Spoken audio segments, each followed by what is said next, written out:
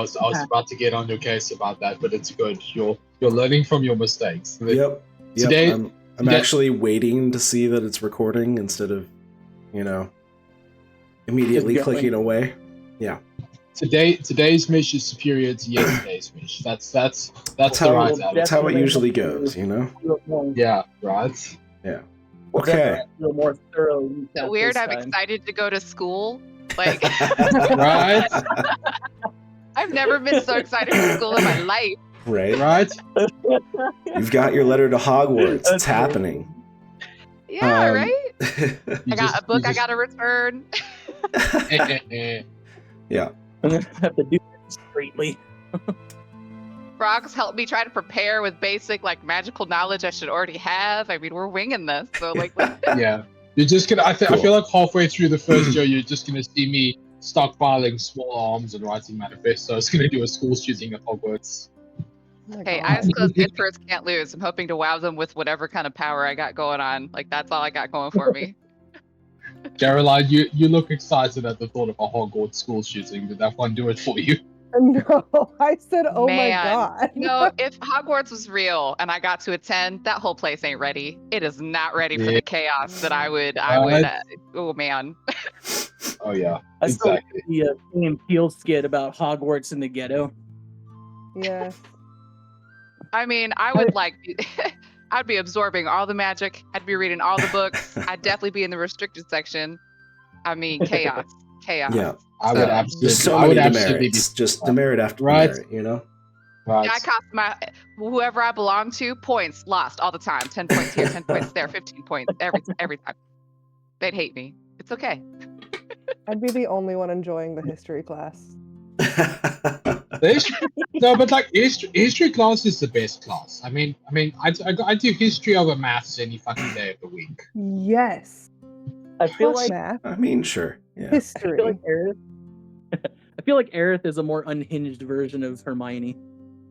Oh, 100%, but like not nearly the same amount of intelligence. Hey, Nah, but I'd be that absorbing all that wonderful magic. curiosity's there. Yeah. Yeah, definitely be it's kind of Slytherin. like you're looking at like post midlife crisis, Hermione. Oh gosh. Yeah. I mean, but okay. She's had a couple kids. She's tired as hell. She just wants to bury herself So in it's- books. Yeah. What is it? Oh, that like prologue book that J.K. wrote. Oh god, Yeah. It's about Harry's son. Yeah. oh, Cursed Child. which Cursed Child. is There we go. Horrible. I wanted to say Half-Blood Prince, and I'm like, no. That's another. That's like That was an actual. that was an actual one. Seventh book That was my favorite book of the series. or the sixth. I think. Hold on. Uh-huh. Sorcerer's Stone, Chamber of Secrets, Prisoner of Azkaban, Azkaban. Goblet of Fire, Fire. Order of the Phoenix. That's the best one. That's the best one. Goblet of Fire. Oh Yeah, I really? think Half-Blood Prince came Love after that one. Order of the Dragons, Phoenix. Yes. So Half-Blood this Prince book- was my favorite. Magical It test, explained fighting a a whole lot. bunch of people, trying to win a trophy. Dragons. I'm there. Okay, Absolutely. that's fair. I It was just definitely really the most loved action Ginny. packed, but yeah. Mhm. Ginny was my favorite character of those books, so book 6 she really got to shine, and so that's why it's my Sure. favorite That's true. book. She's powerful. She was crazy powerful. Okay, cool. So Anyway, let's We let's were I'm right. gonna we be really recording digressed all there. of that. Let's go to school. go to Let's school. On that note, so you guys have done a considerable bit. You've gone to the Arcanum. You've met with a couple of professors. One of them wanted to experiment on the frog that is not a frog. Met a new friend, possibly to be determined friend. And you got into a fist fight that was, consensual. Yeah. A consensual fist fight. That I had no business doing as well as I did in. And yeah, things are going, Cat's having fun. people are going to go to school, possibly. There's I'm here. I'm just getting water. Keep going. Sorry. no worries. I can hear. I might have to turn off my camera here and there as well. And yeah, you guys have a night at the Beggar's Respite and get a long rest, and I think it's about time for level 4, actually. So Yay! Yay! Oh, I'm so excited. it could just be that I'm sick, but you know, take advantage of it. So Da-da. Mind if I do? so while you guys are sorting that out, I do like to roll for HPs. You can re-roll ones. I hate, rolling a 1 for an HP. That always sucks. But Yeah, my McRivet the Mad Wizard, I legit every roll kept just rolling ones, only ones. So he was the squishiest wizard that my DM had ever seen. So they found a reason in story to give him more hit points. That's funny. Yeah, but along the way, you guys have made some friends, like Radensteinebrook, and maybe even a date, with that guy. And then, yeah, Lillian, who Was Chad owns the Gallagher. Wandering... Yeah. Lillian, who owns the Wandering Wand. Yeah. You guys are kind of ingratiating yourselves in there, but at the same time, you guys all have your goals that you're still lined up to complete, and Aerith has a couple of them in front of her. Cobb wants to become a human again. How that's going to happen, we don't know yet. But he's scheduled for experimentation.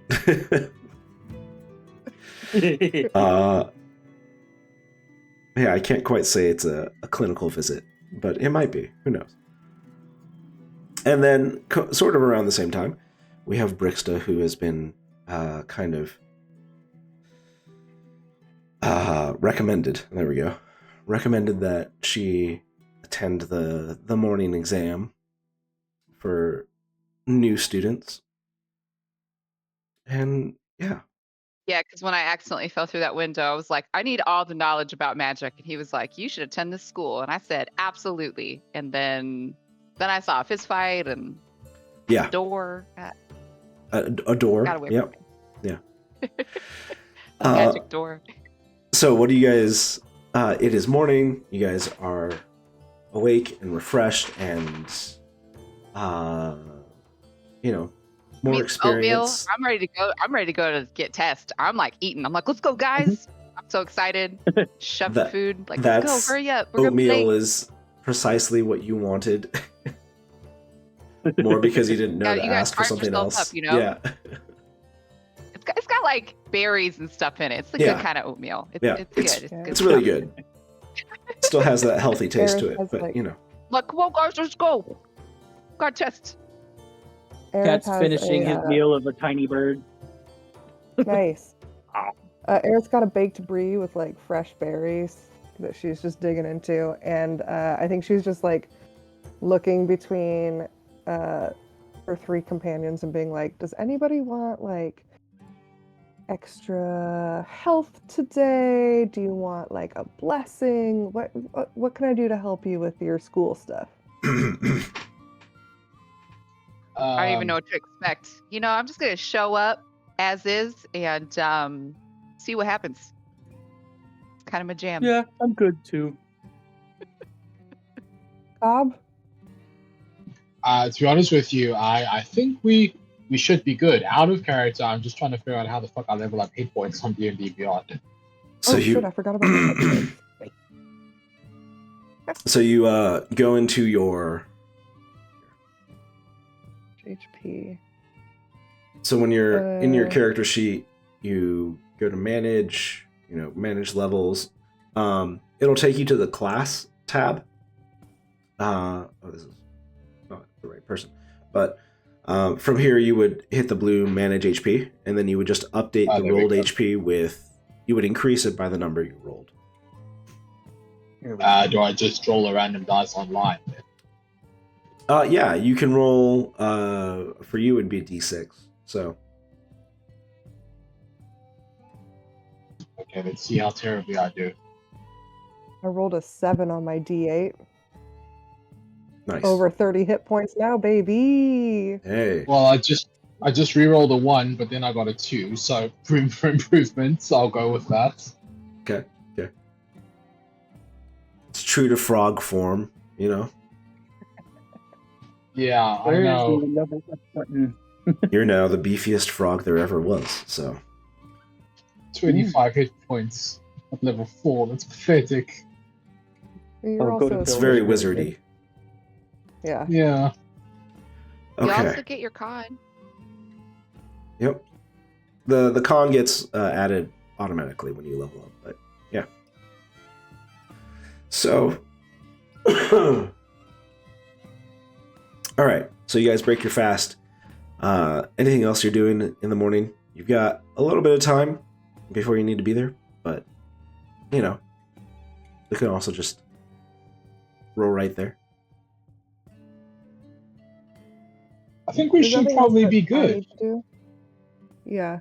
I'm redoing my spells, so this is actually a great time for everybody else to do Yeah. cool things. Cool. Trying to get to school. I got a test. So my hit dice are 4d8 now. Yeah. So, let's see. So now roll. Not to derail everyone. Sorry.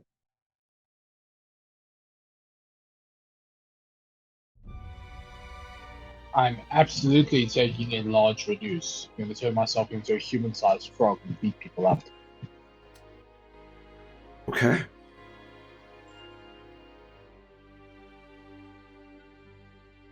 Oh, Did I do that right? awesome. I would have 33 hit points now. Oh, Should I take enhance ability?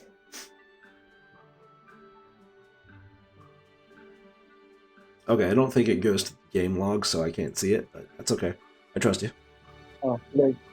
Yeah, because I rolled 4d8 and I got 2, 7, 2, 4. Oh, no. You just roll 1d8, and you add that number to Oh. your rolled total.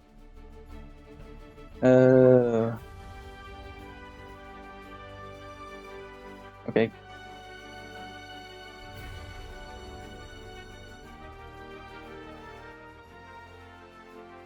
Yeah, I got 2.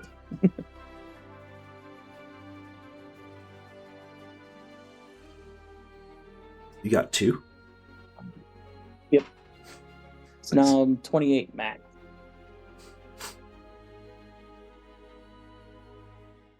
While we're actually at the Wizards, we should probably spend the next couple of sessions doing some spell research. I've actually really been looking forward to getting started on that. Custom spells for Sebi. Sorry, you're... What?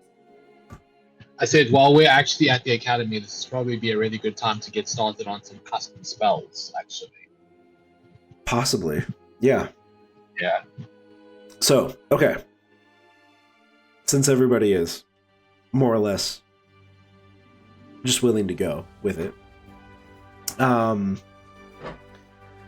you guys head on over to the university. You head over to the Arcanum. And again, you take some transit there. I forget what I keep calling it, but it's basically a train. And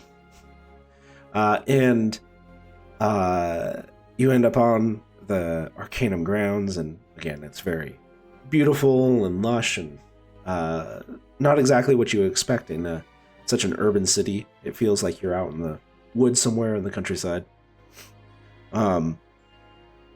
You walk in through the front doors, and there, amongst others, there's not many, but there's like a handful of other people there.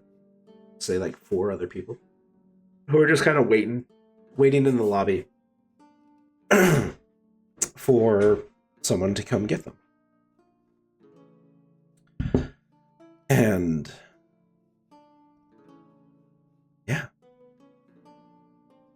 I got to return a book before I take the test. Yeah. Well, I can return it for you if you want me to. Yeah, he totally doesn't know I took this, so you might just want to like. Mm-hmm. Mm-hmm. I'll take it. Then I Fell take into the my book. pocket I've by got accident. I don't know what we can say, but if we could just return that. Yeah. just If you don't found mind this. returning that for me, please, while I go take this test. I don't want to get caught with it. Thank Absolutely. you so much.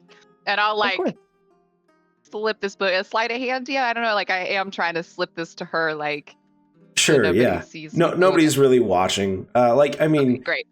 you've got some of the people Thanks, there girl. that are excited to take the test.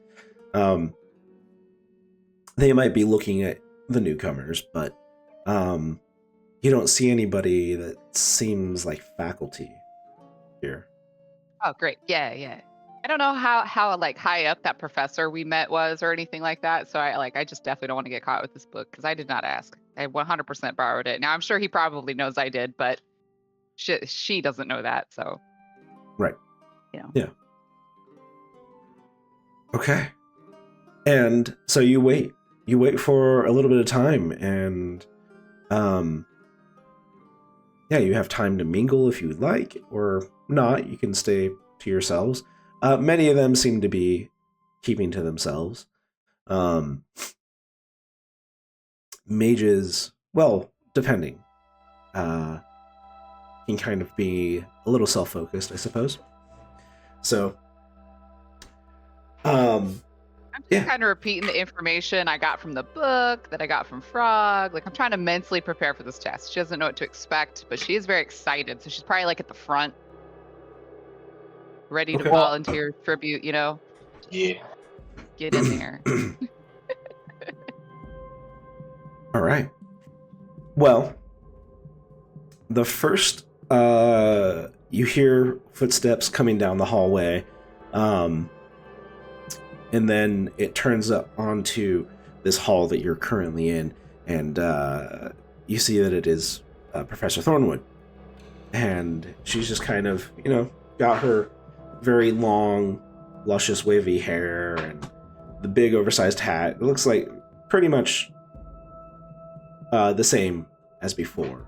Maybe a couple extra smudges on her face, from where she hasn't been thinking or basically hasn't been paying attention to her surroundings or what's on her hands. And she comes, like all the students get become eager and kind of start kind of putting themselves a little bit more together as much as possible, and adjusting their garments and fidgeting with their hands, and she walks right past them, just totally ignoring them, and walks up to you, Aerith, who has Frog, the cob, and is like, all right, I have everything ready to go. So excited to do this. Are you ready, Frog? Cob. That is Cob. Frog, that is Cob. I could possibly be described as more ready. Am I doing the test first, or are you horribly experimenting on me first? Oh, did you want to take the test? I was thinking I might take the test, seeing his tuition is apparently, and you just see his eyes light up with coins. Free, yeah.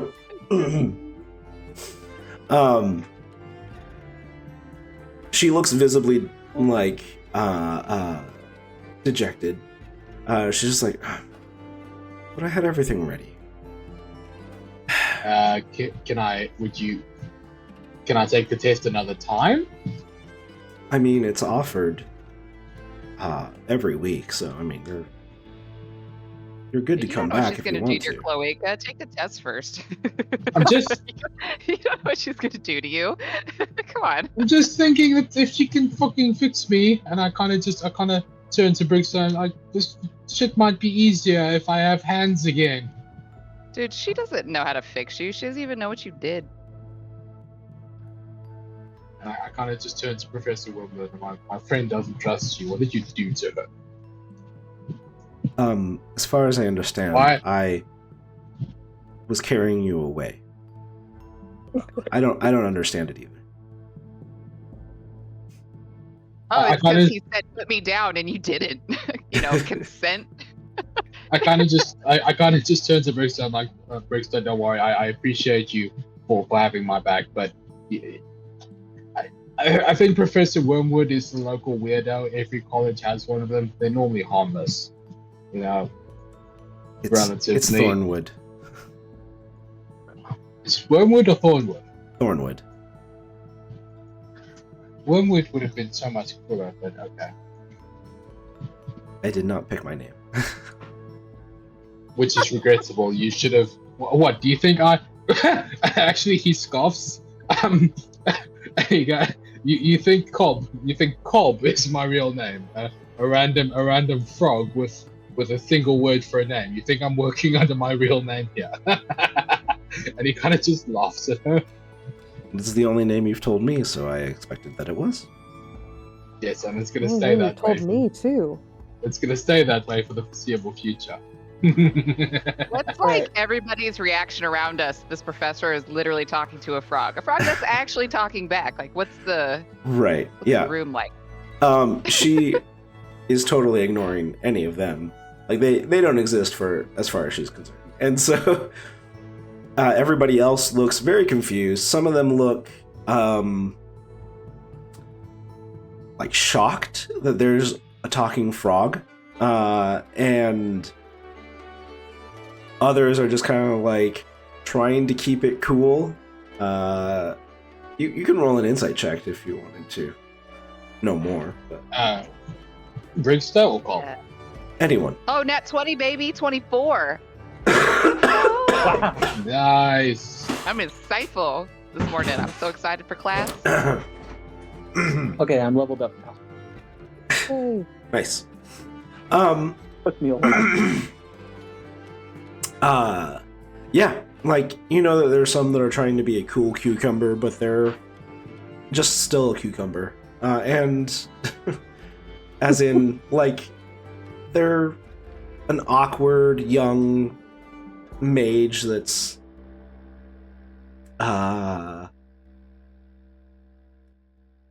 at once like intrigued but also afraid of what a talking frog might mean. And that I just say loudly, he's a familiar. there's just like this chorus of ahs Yeah. because they don't Well, I understand it understand. much any more than you do. So like, What Cobb actually does is he kind of just slaps his face and leans into Eris. Yeah, and he's like, it's actually shocking how well that works. You know, you'd think that it's actually on some level, it's actually mildly disappointing. I don't know if you know what I mean. it does work weirdly well. Shockingly well. yeah. So I, Well, Cobb, it's up to you. well, I mean, I'm just Even gonna if- out of character. Mish is one of those easier to DM than the other. Is it kind of easier for Brixton and I to kind of do the test together? that's up to you. It doesn't matter to me. It's up to you if you split the party or not, man. What do you want to do? I'm definitely going to go take this Yeah, test. man.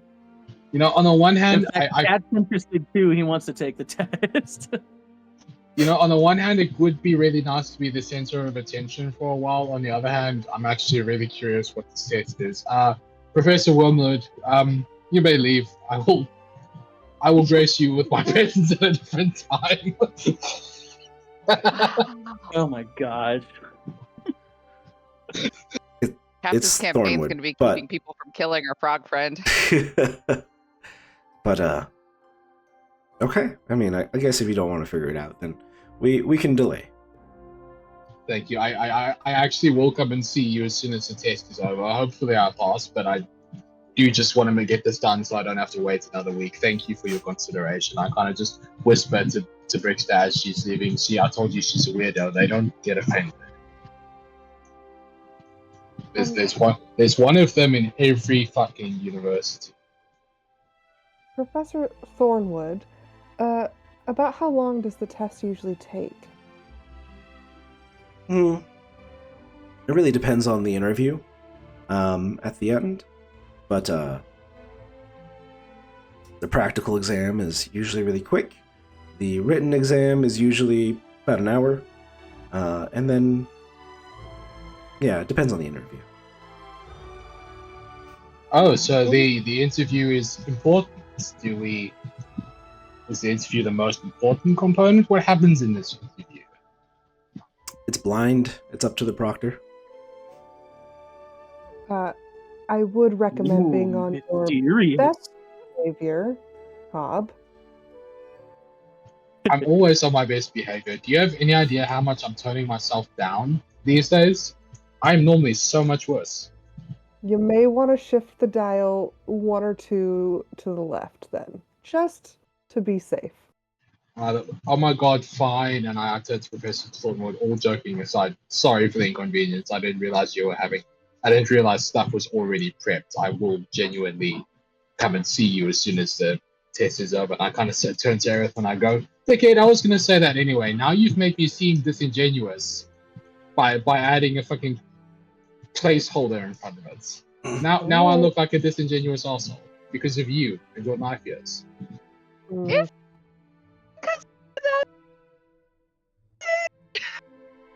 You're kind of What? cutting out there. What? She asked, is it because of her though? Is it really? Like her pitch goes up in question, like, is it her fault? Assassinations of, and he kind of just gestures to you both, assassinations of my character. All of you are guilty. Character assassination. I may be rude, but I'm not inconsiderate. There is a difference. Okay. Noted. Okay, buddy. All right, you guys It's go. Equally Basically. hateful of everyone, you know. Yeah. Well, no, and I kind of just look at Aerith and I'm like, I'm starting to develop preferences about who I hate. Test. So, as you're having this discussion, another figure approaches, and she is kind of tall, athletic build, wears a more like form-fitting robe. Kind of hugs around the waist and then flares out and trails behind, and she's got long flowy sleeves, a hood lined with like purple velvet inside, and she approaches you all. She's black hair, blue eyes, very kind of like soft spoken but very crystal clear, very much unlike my voice right now. And she says, Sybil, I did not expect you to be here. Did Lyrian decide to not take another test today? And Sybil, surprised, obviously, just, she's in her own head all the time. And she turns around and is like, Secretary, I'm sorry. I don't actually know the answer to that question. I was here to examine a particular frog. You can see that she's like trying to pick her words carefully, and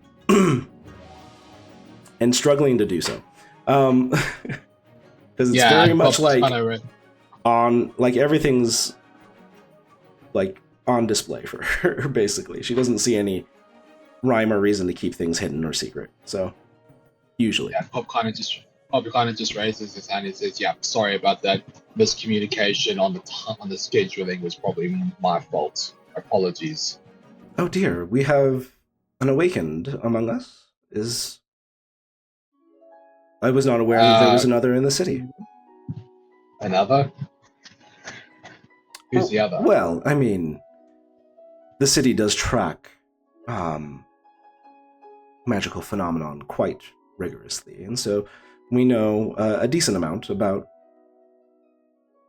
awakened creatures that live within this city of ours. Just out of character, very quickly, Josh, can you just make sure your real name is Josh? Is that correct? Yeah. Mm-hmm. Just remind us what an awakened familiar is again, just specifically. So, an awakened creature is an inanimate object or a beast that has been given sentience. So they're more sapient. They're more intelligent. They can speak. They can. They have more. They adopt more anthropological behaviors. Okay, I got it. So it's the morphological. I don't know. That word. Yeah. okay. It's a level 8 or level 9 spell. It's like a druid spell too. Yeah, Well, it's I mean, that's I'm sure there's okay. other Okay. classes that use it, but- Yeah, so they are rare. They are not common, but because most people don't want to deal with a sapient inanimate object or a cat that can tell you all its gripes about you. You know. Oh my god! It takes 8 hours to cast, and it's only 5th level. I was wrong on all counts. It's only 6th level. 8-hour ritual spell, 5th. 5th. Okay. But it takes 8 hours to cast. Yeah. 8. So, she continues. It's like, well, in any case, Sybil, so are you? I guess are you leaving now, or am I still waiting?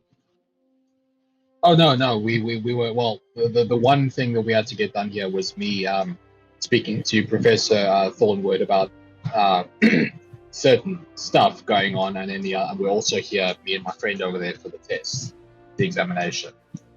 Oh.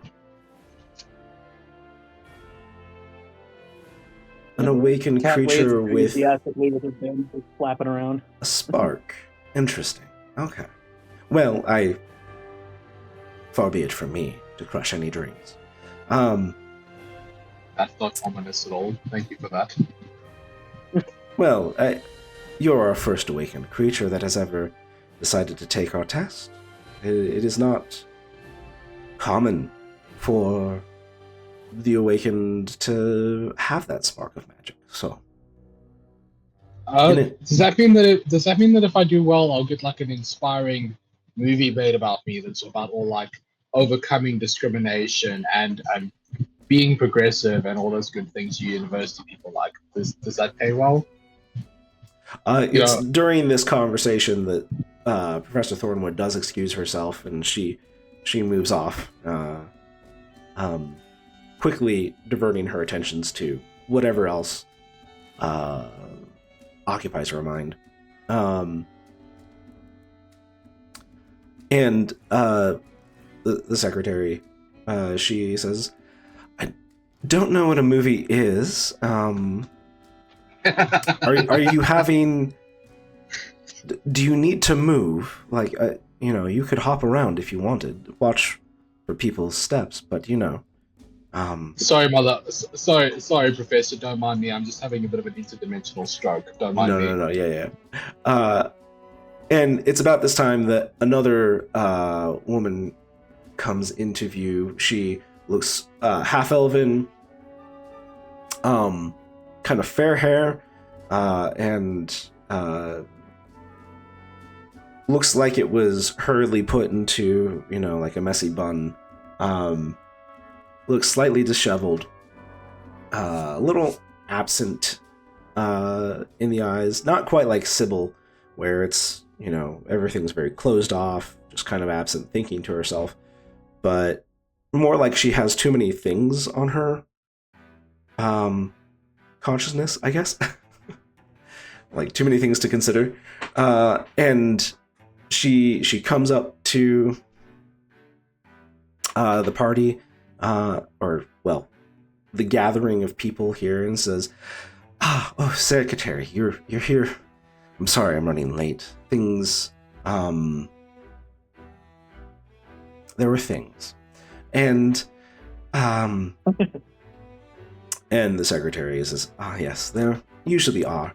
Well, I was just coming along to see what was taking so long, and I'll return to our testing room.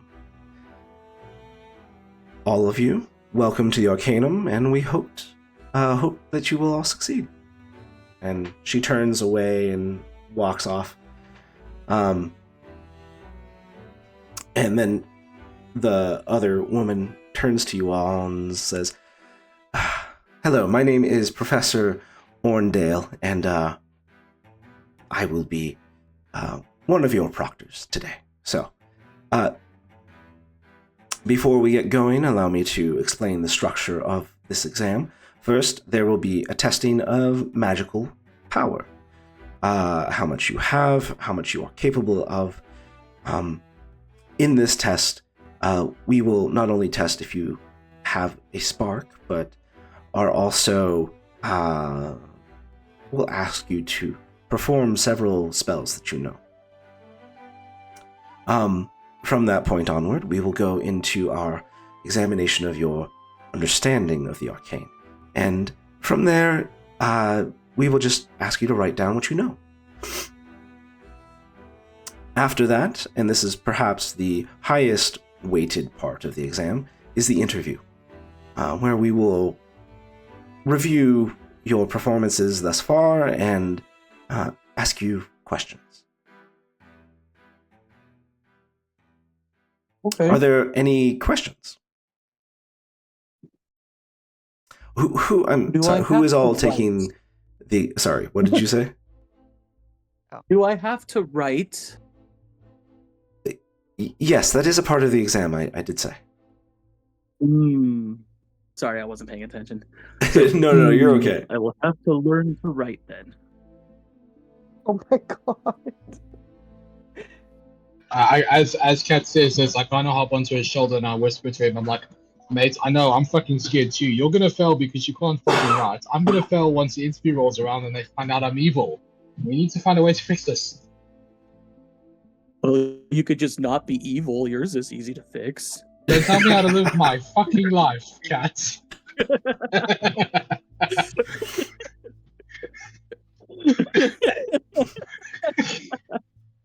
I kind of raise my hand towards the proctor and I say, Proctor, sorry, my friend here, he's got a bit of a thing going on with his hands. He can't really write so well.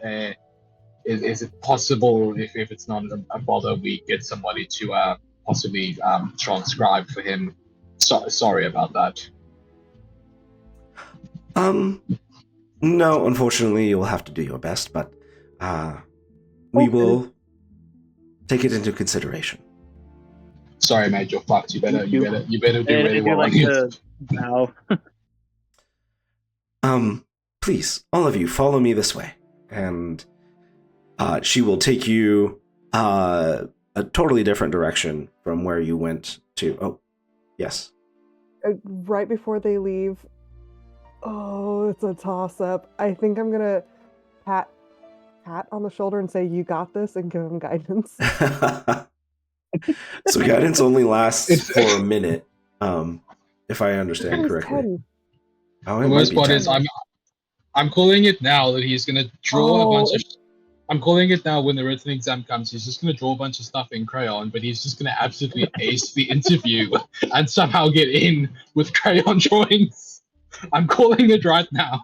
That's exactly how this is gonna happen. Josh, you were right. It's only a minute. To apply to a school, if we already knew everything, then what's the point of being in school? So I don't think our knowledge is that important. Actually, wait a second. Kat, when did you decide to apply? And he kind of looks at you like he only just noticed you. Well, you weren't paying attention while you were talking, and I signed up. That's exactly what happened. How? But how can I be special if other people do the same things as me? That's I'm not how not that doing works. it. Wait, does that make me special if Nobody. I'm the only one not doing it? Relatively. Yes, that's how that Oh works. no! Yeah. Oh no! And Cobb just kind of grabs his head and realizes, oh no, Eris become more special than I am. That's not supposed to happen.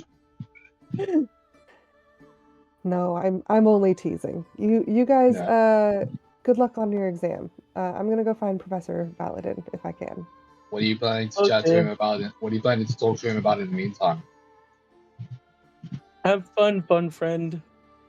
Thanks, Kat. Good luck. I'm just gonna return the book to him and, you know. That we Well, found.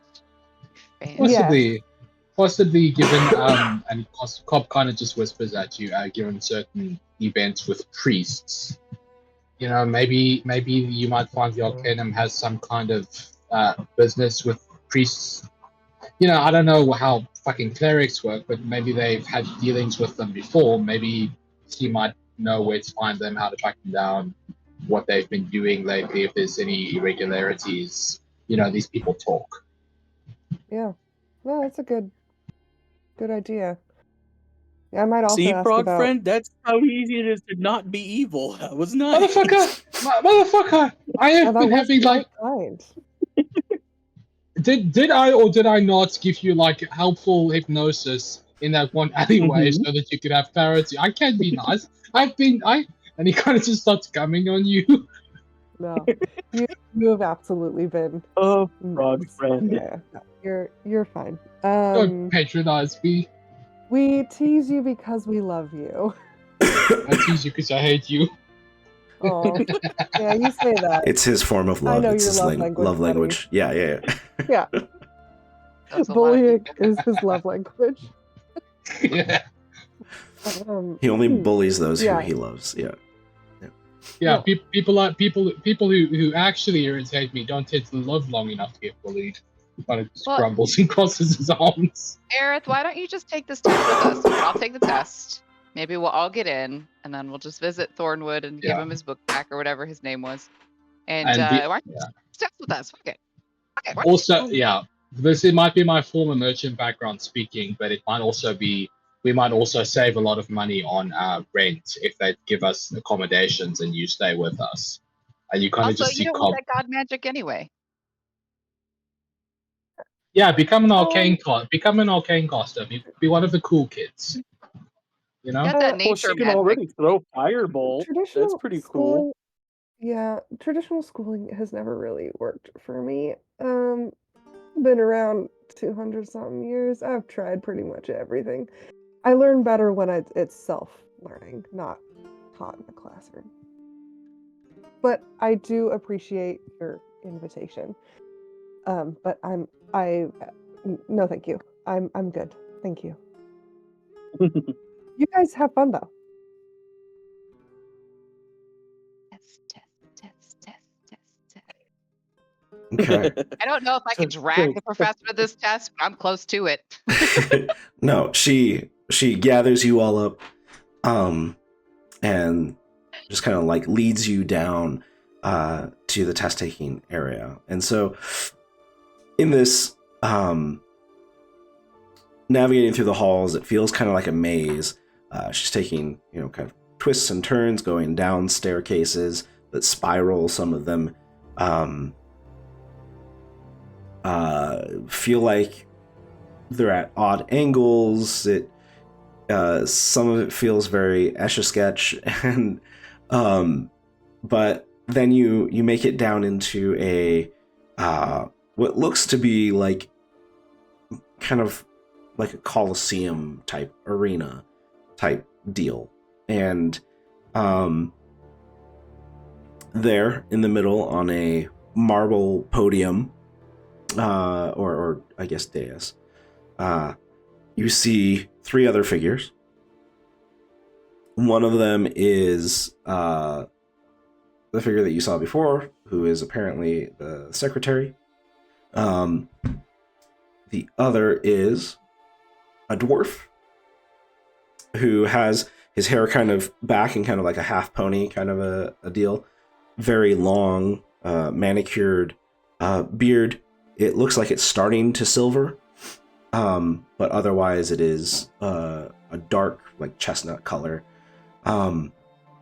Lots of ornaments inside the beard. And then you also see an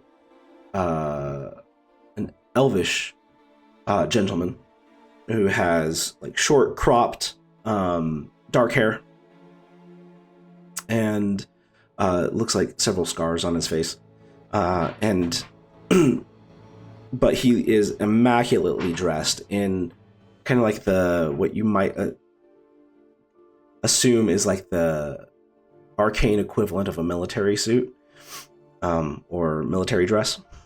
And yeah, they are just standing there on this dais awaiting you. And so you guys march out into this Colosseum. It is, kind of a sandy pit, more or less. It is packed, but, it's little granules skittering around on the top. And you're ushered over to, you didn't quite see it from far away, but you probably didn't see all the details from far away either. But like once you get close, there is this open book on a podium in front of the dais. And the proctor says, "All right, so from here on out, you're going to write your name into this book.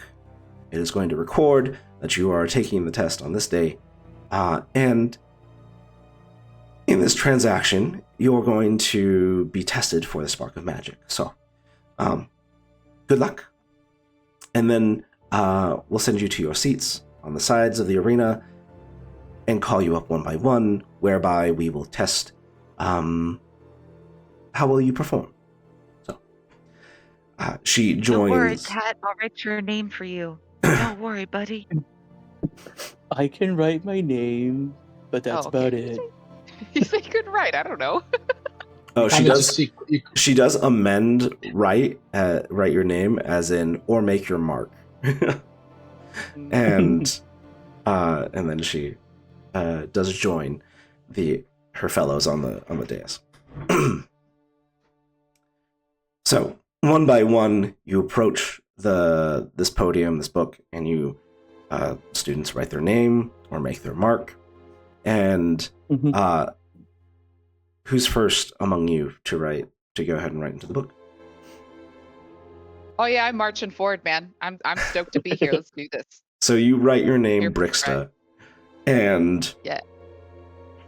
You see on this page that the lettering that you pen isn't just ink. It has like this golden quality to it, and it cements into the page in a way that you've never seen ink act. And during this transaction, this writing process, you holding the quill and writing on the page, you feel kind of like, I guess if you've ever felt like a harmonic resonance in your body, like it kind of feels like that. Yeah.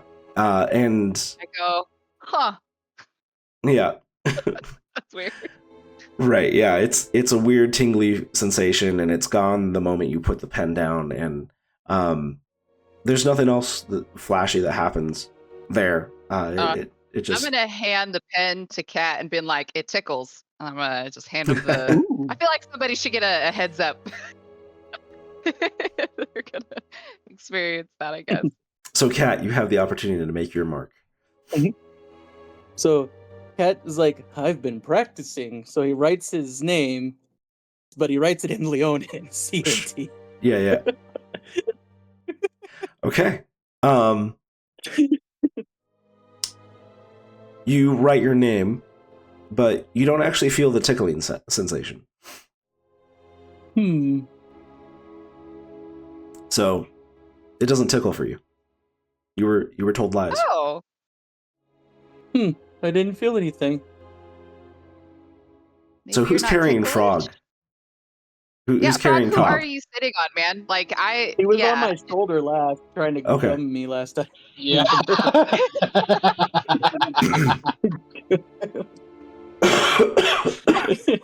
Do I just becoming reach cat up and enough give him to the sign? pen? So he hops down, and you take the pen in your frog mitts, and you make your signature the best you can. Is that about it, there, troll? Yeah, you just gotta see me battling to lift this big fucking giant pen, and I absolutely fuck up my signature, which is already a really bad signature to begin with. So it's just terrible.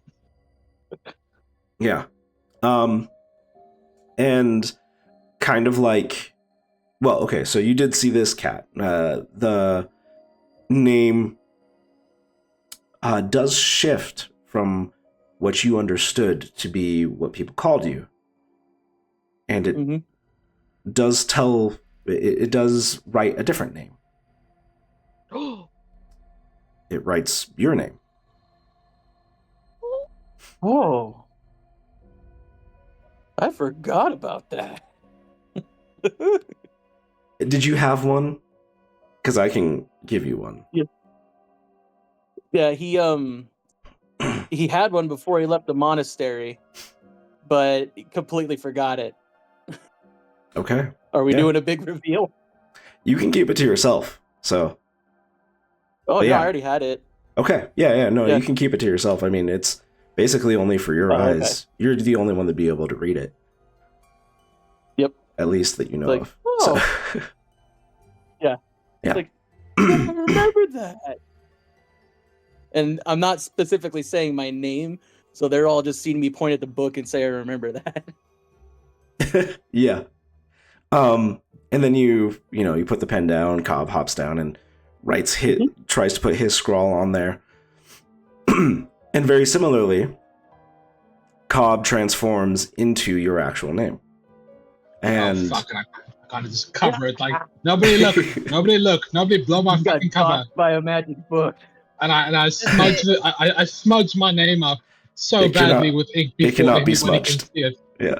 I take a shit on the paper. Panic!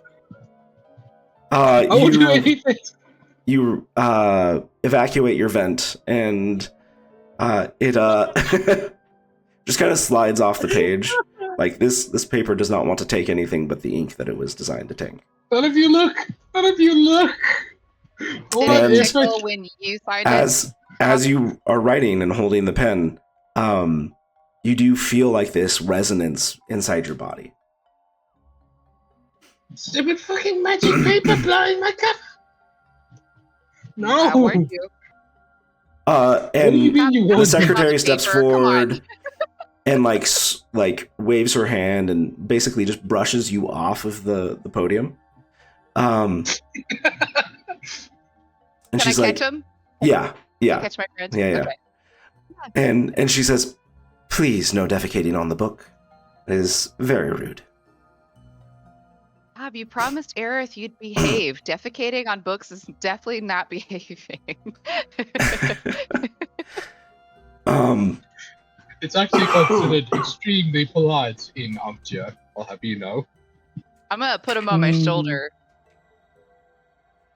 I don't even need a I just deception check. I just want to point Captain's out. I want to bullying point out, Mish. You as the DM can disagree out of character, but in character, there's nobody here that knows the difference. Well, you also don't know if any of them are from Angier. But oh fuck. so the next few people line up to sign, and you're watching them now that you kind of know how this works, especially those of you that freaked out about your real name.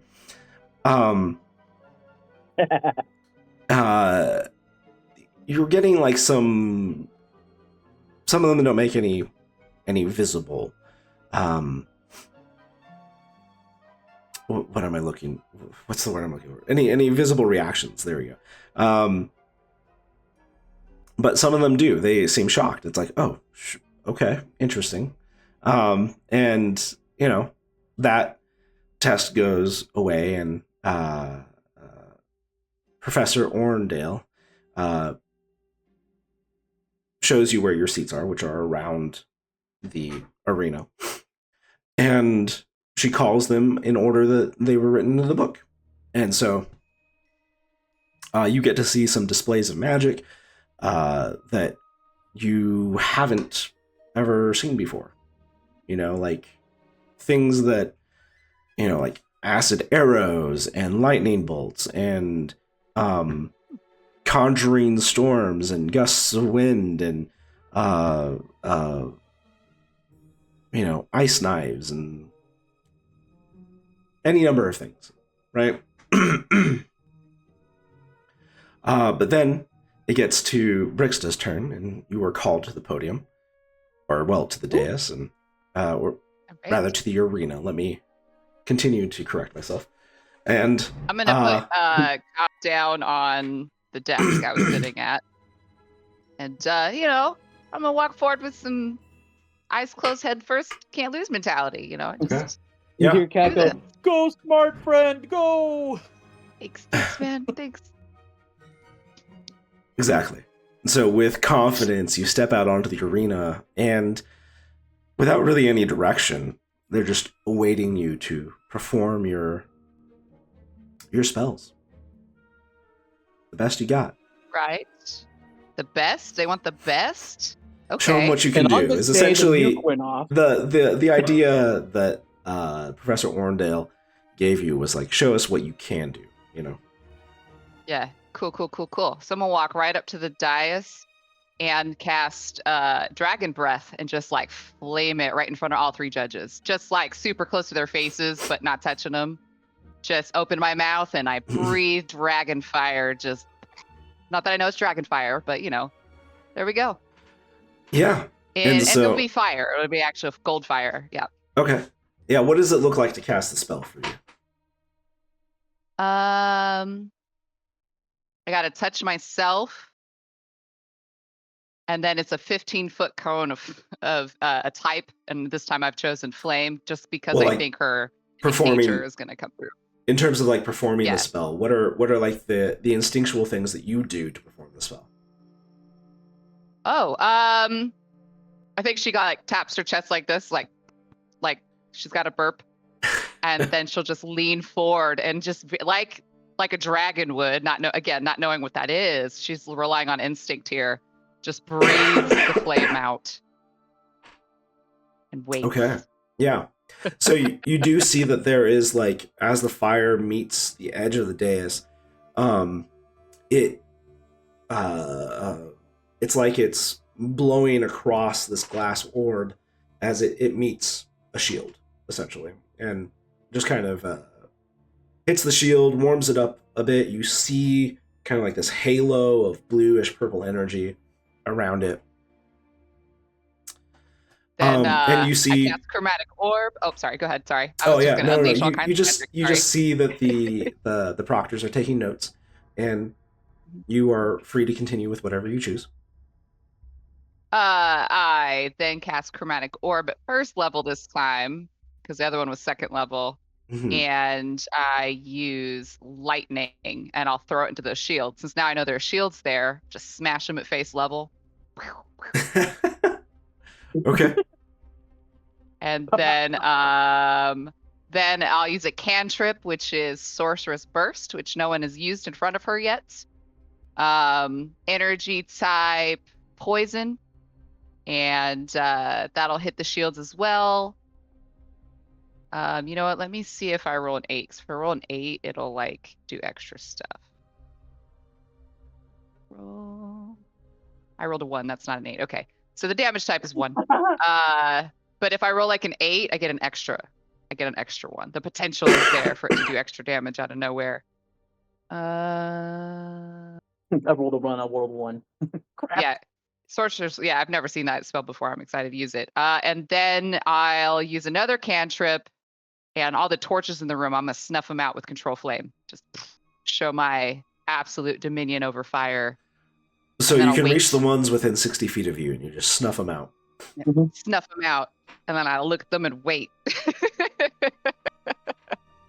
Okay. I just blew a whole bunch of magic, so I was definitely showing off. That's for sure. They seem done with their note taking, and they just kind of look at you and says, after a brief moment passes, Professor Orndale will say, "All right, thank you very much, Brixta," and we'll call down Cat afterwards. High five you on the way down. You got Yep. this. That was cool. What Thanks, name man. did she call though?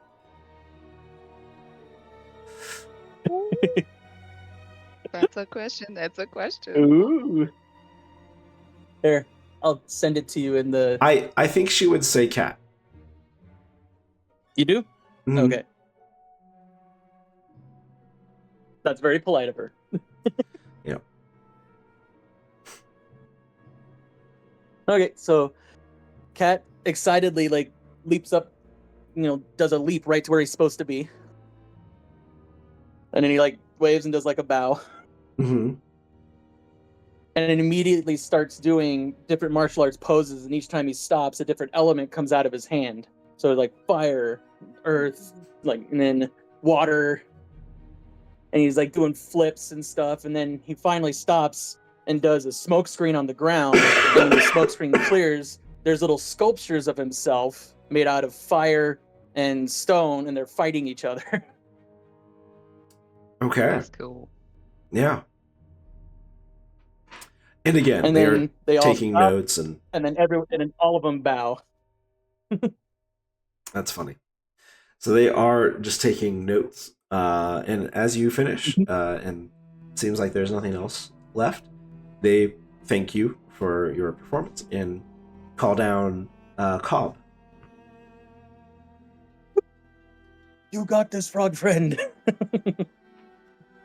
Thanks, bro. And he kind of just hops down onto the center stage, and I kind of just say, can I get a volunteer possibly, or can you summon me like a practice? Actually, it's probably better if you summon me a practice dummy. Me. Me. Me. Ooh, me.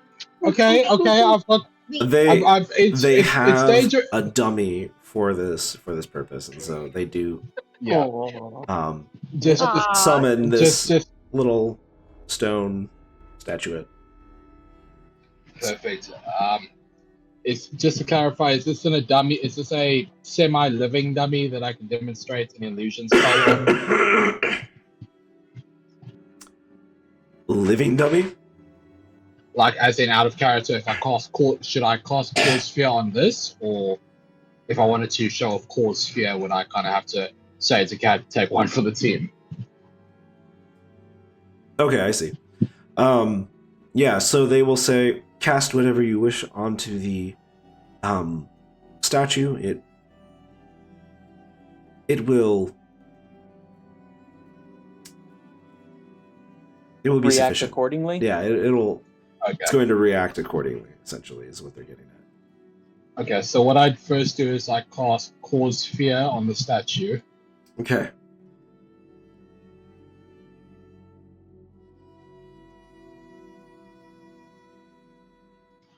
Do I tell you what else I do, or do you want to do that first? So, since it's concentration, you do realize that as you're, casting this on the creature, you have to concentrate on the spell. Well, casting it on the statue, you do have to concentrate on the spell while it is active. Is that a problem? I'm kind of in my middle of my frog form, so. Okay, well, never mind. What I'll do is I'll just cast. Never mind. I'll just.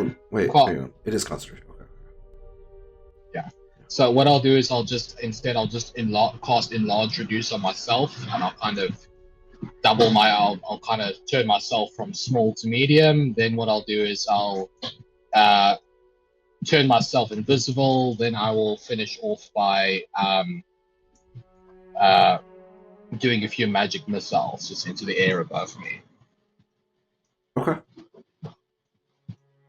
Yeah. So what I mean by the fact that you have to concentrate on the spell is that you know that it took hold. Oh, okay. Sorry, I thought you were saying that something bad would happen if I had to drop another spell or something. No. I mean, the stone didn't react in any way, but it did take the spell and presumably there was fear happening. So Okay. So, yeah. After your performance, you are excused and thanked for your display of magic, and then they call down the next few contestants. They call down the next few students, and go through much the same rigmarole. And so, at the conclusion of which, the proctors all get up, move off the dais. They go into a door at the side of the arena, and then Orndale comes to collect you all and says, "All right, now we are to go to somewhere more conducive for writing. So please follow me, and we will get the written exam done immediately." And so she takes you all up through the stairs, up out into the hall that you came through, and turns into pretty much an adjacent door. And there is a large room here. It doesn't look like there's any other doors to this room. It looks like a typical classroom. But the proctors are already here, and they seat you down in a number of desks. The desks are precisely the number for the students that are taking the exam, and they set you in front of you a piece of paper and a writing quill and ink well and everything else that you need, and ask you to explain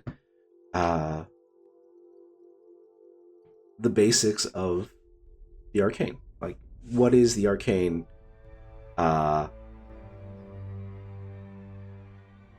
What is spellcraft? Stuff like, yeah, essentially some magical theory. I regurgitate all the crap I can recall from the book and all the stuff Frog has actually told me, and do my best. I'll just do my best. That's all a girl can do, you know. Out of interest, given that I've already passed a similar exam, is this all really easy for me? Is it more advanced questions? They're very open-ended, and since the Zakiradim works off of like an apprenticeship basis, you wouldn't really have gone through an exam for them. You would have just kind of like proved your usefulness, and then they would have taken you on. And so this is a lot more theoretical than you probably were ever taught there. Like, you know, the basic principles, like we do these fundamental steps. Like, maybe somebody has explained this to you, maybe not, honestly, but like we do these fundamental steps like gesticulation and incantations and so on, to get us into the right frame of mind so that we can pull out this piece of probability into reality. But other than that, it's probably been like, just do what I do, you know? Right. Okay, so I kind of work through this and keep in mind my own research that I was doing while I was in Alkajir, and I kind of work my way through this. Cats, what are you gonna do? And I kind of glance over at Cats, and I look at him and I'll be like, how the fuck is this guy gonna do this shit? And Cat is already just in the middle. He thought about like, he's not confident in his writing in Common, so he just figured and just started writing in Leonin, and he's writing the whole basic, going through all of his teachings and philosophies that are through his freaking book. Nice. Just basically summarizing and writing it all down for his homeland. At the end, I'm going to just write, no one really knows the rules of magic. They're yet to be discovered. Nobody knows enough, which is my firm inherent belief about how magic works right now. Okay. So that's what I write at the end of my essay. Okay. Yeah. And so with that, after an hour is concluded, some people are done writing long before the hour is up. Some people, I don't know, maybe it's test anxiety, but they've struggled to get like 2 words onto the page, and yeah. But the hour is up and pens are down and they collect the pages. And then they turn you over to Professor Orndale, who gathers you up like a mother hen and takes you out into, well, frankly, it's not the hall you exited out or entered in from. And you are set in kind of a more or less like an octagonal paneled room with glass-cased bookshelves, and there seems to be like a tea set, something that smells very fragrant, but is dark, a very dark liquid. And there looks to be like little like tea cakes and tea sandwiches and whatnot out here. And it says, thank you all for participating so far. Now, our board of examiners will be reviewing your performances so far, and then one by one, you will each be asked in for an interview. So please, enjoy yourselves, relax, get to know one another. You might be students together. And she leaves you to your devices. Very well. We begin the summoning of darker things dwelling beneath this plane, and you just see me start waving my arms, going at the other students. Clearly unperturbed by whatever you're doing, Professor Orndale just kind of smiles and turns away and starts like rummaging through some things at a desk. Looks like papers. Ritualistic, I'd like to cast Detect Magic because that tea looks funny, and I want to see if they've enchanted that food or drink, because I don't know if I want to eat that yet. As you start like enchanting that stuff. Yeah, as you start like casting, setting up this spell and casting it, what does ritual casting look like for you? Oh wait, do you have ritual casting? Hang on. Yeah, I do. Yeah. So okay. Ritual casting takes 10-15 minutes, so it doesn't cost me a spell slot. Essentially, is what ritual casting does. You take longer. Right. I will say, DM, that I do have affects because you know my background when I cast magic, but right now they can't be seen because of a certain hair pit. So I look normal. So some of my magical affects that transpire are kind of hidden from anybody who can't see through that disguise spell. But yeah, so I'm just standing there, I'm chanting, I'm casting somatic components, and then I just start looking around because I got Detect Magic on, so anything within 30 feet of me, I get to know its type, if there's magic on it, what's going on with it, and what kind of school of magic it is. I'm first looking at the tea and crumpets, like, are there any spells on there? Are they normal? Okay, whatever. As you look over the food, nothing enchanted looks... well, that's not true. The stuff that is holding the tea, and the stuff that is holding that darker, very fragrant, kind of almost... it is a very distinct smell, but you get, like, notes of earth and chocolate and maybe a little bitterness in there. But the vessels that are holding these liquids are enchanted, and so they are presumably warming or keeping this stuff warm. But other than that, none of the food looks to be enchanted or magicked in any kind of way that you're aware of or that is showing to you. The doors look magical. The casements on the bookshelves look magical. How about the people? Any of them got magical auras around them? the professor does. She does have like some abjuration on her. But what How about kind frog? of? He looks like a frog. Hey, don't you fucking glare at me with those magic eyes. Also, and I kind of hop on her shoulder and be like, what would you do if the lady had like some cosmetic magic on to like hide a skull or something, and you just fucking looked past it? You're gonna get us both in trouble. Well, I can't see what she looks like underneath it. I only see the aura of magic and what type it is. I can't just see straight through it. But I'm looking at you because, well, that could give me some information about what kind of spell you cast, and you don't have an aura of transformation or anything. Like you just look like. You think I didn't try that basic bitch spell in like the first 3 hours after I transformed? You can't look at yourself the way I could look at you. You could look through a mirror or another. I had my old professor look at me, fool. Listen, I read a book of magic one time for one evening, and let me tell you what, there are different. You just see Cobb looking down his nose at you with the fact that you don't know anything about magic. He's getting snobby with you. He's like, I don't.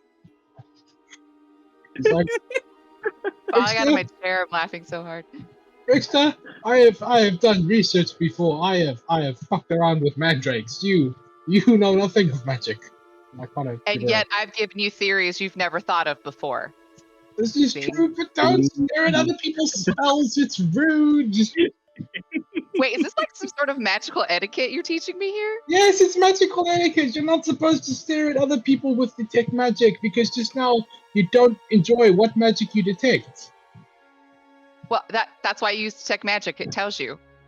I point at her. Okay, she has it. He has it. They have it. I kind of just whisper in it. Yeah, it's a little bit like trying to peek under a lady's nose. It's not good. Don't do it. She looks at Pat. Does he have it? I'm pointing at everybody. She has abjuration magic. He has blah blah. That teacup's keeping it warm. Them bookshelf. Like she's just like saying it out loud now. No, this is almost as bad as me taking a shit on the paper. It's bad etiquette. Rick, so you need to any type of etiquette. Rick, so you need to understand being rude and chaotic is a skill. The only reason I do it is because I know how to do it responsibly. It's like racism, okay? I am allowed to be racist against elves like Aerith because I know how to do it properly. It is a difficult skill to learn and not to be attempted casually. I promise not to attempt racism casually. Don't attempt magic casually either. That's what got me into this mess, and I gesture at my frog self. Oh, no. Magic has no rules, and I will discover it. I cannot promise that at all. Nope. You're gonna get yourself sucked into a portal through hell with that kind of thinking. Well, then I'll tame a demon. And I kind of just look at her and go, "Quick stuff. You're. I bet you money that you yourself are half demon. You're not an arcane caster. You are either a witch or a warlock or a mutant or." Did you just called her a demon, eh? As you call her a demon, she punches you off her shoulder and yells at you, "I am not a demon." And Ow! absolutely freaks out. Motherfucker! Ow! Cat does a dive Excuse- and catches Cobb. Nobody is a demon here. We That's are right. all people. Yeah. Also, All racism is humans. not ever really responsible.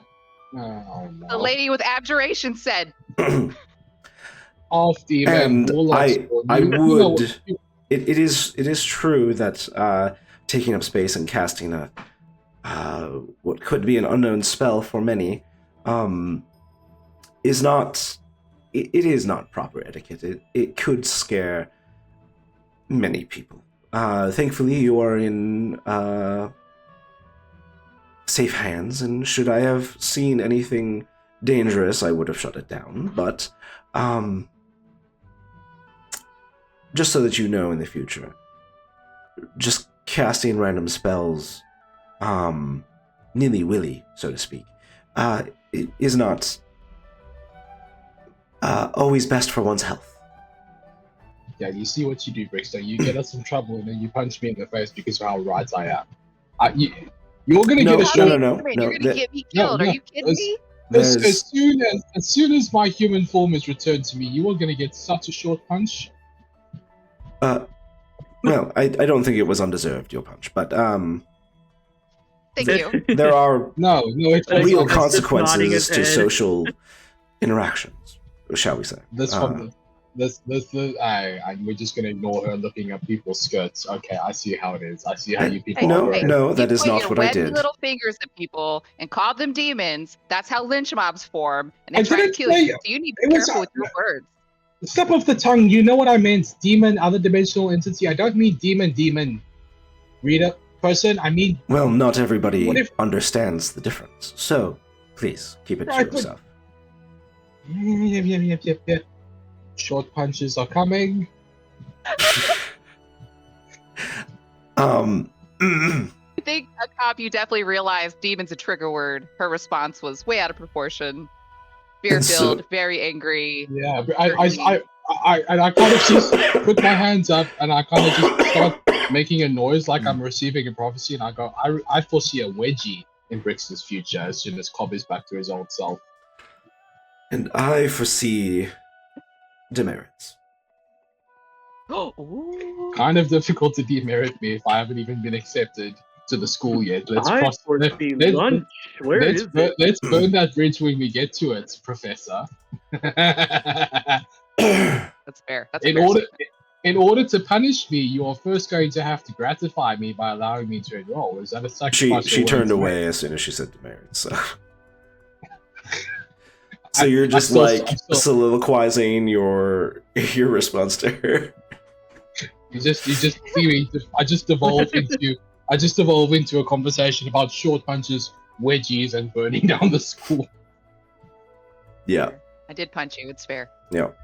So it's about this time though that people start being taken for interviews.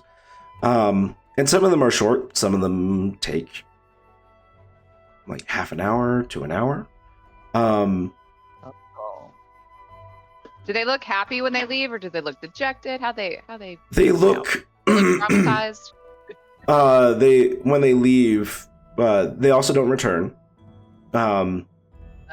So when they do leave, they at first they start looking excited, but as the first few have taken a disparate amount of time for each of them, people start getting anxious when they get called, and how is this going to look? What's going to happen?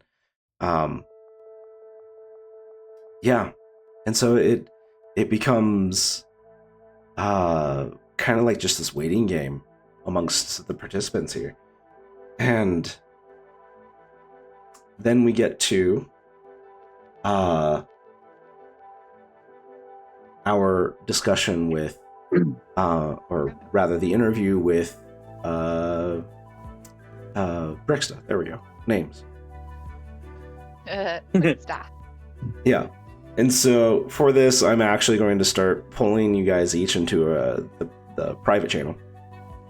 That's fair. Oh no, but how are we supposed to eavesdrop, Ish?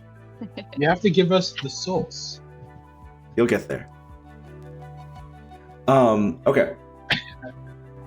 So I'm going As to will dip you. out here. And